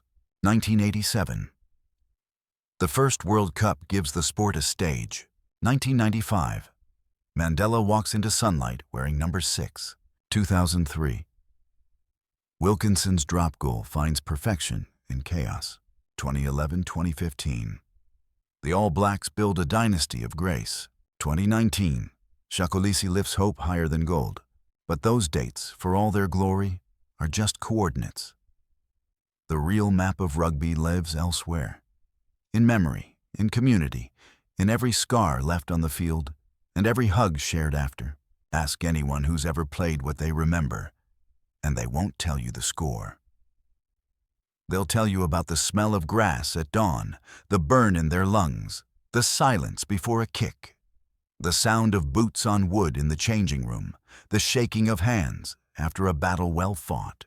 That's the kind of memory that lives longer than numbers. Rugby has always been a mirror of the human spirit. It's not perfect. It's never been. It's been tangled in class, in politics, in empire, in exclusion. It's stumbled, broken itself, and rebuilt again. And yet, somehow, through all the fractures, it's found unity. From colonial divide to global community. From the privilege of a few to the passion of millions. From the hush of England's lawns to the roar of stadiums across 5 continents. And maybe that's the most human thing about it. The constant evolution. The ability to fall, then rise stronger. The sport has changed, yes, it's faster now. The bodies are bigger, the tactics more complex, the cameras more intrusive. But look closer, and you'll see it hasn't changed at all. The ball still spins the same way. The mud still clings the same way. The laughter still sounds the same. What began as rebellion has become ritual. A global rhythm that beats in sync with our need to connect, to endure, to hope. You take a seat on the grass. The field glows faintly in the dusk. The players are gone now, but their echoes linger, the way echoes always do in places where hearts have been tested. The wind carries distant sounds. Maybe it's a memory, maybe it's imagination. A crowd chanting All Blacks. The stomp of the haka, a Welsh hymn rolling through the valleys. A Fijian song rising from the sea. A French fan shouting, Allez les Bleus, over laughter and wine. The universal language of rugby. If you close your eyes, you can almost see them all. Across time and continents, bound by the same invisible thread. Men and women, young and old, playing, cheering, learning what it means to belong. And in that vast, beautiful network of humanity, one small truth glows bright. Rugby was never really about glory. It was about grace. Grace in motion, grace in defeat, grace in unity. You rise to leave. The last light fades, the field slipping into blue shadow. As you walk, your shoes sink softly into the grass. The same earth that's absorbed centuries of footsteps, scrums, and dreams. You pause, turn, and look back once more at the posts. They stand like guardians of memory. You imagine the boy again, William Webb Ellis, sprinting across that old schoolyard, heart pounding, lungs burning, friends shouting in disbelief. That one reckless choice, to break a rule, sent ripples across time, through empires and wars and generations. He didn't do it for fame. He did it for the thrill of movement, the joy of trying something no one else had dared. And maybe that's what rugby has always been trying to teach us, that there's beauty in breaking pattern, that progress comes from risk, that the best parts of life start when you pick up the ball and just run. Now the night is still. The stars are out, faint at first, then brighter. The world is quiet, but the story isn't done. Somewhere, someone is practicing passes in the dark. Somewhere else, a child watches their first match and feels something awaken. The spark that says, I want to play. Tomorrow, they will run. They'll fall. They'll stand. They'll learn to trust the hands beside them. And in doing so, they'll continue the story that never really ended. The story of courage, community, and the strange, sacred rhythm of motion. The story of rugby. The wind picks up. The goalposts hum softly. You breathe in the cool air one last time. And as you step away from the field, you feel it. Not sadness, not nostalgia, but a deep, steady calm. The kind that comes from understanding that nothing truly ends. It only passes the ball to what comes next.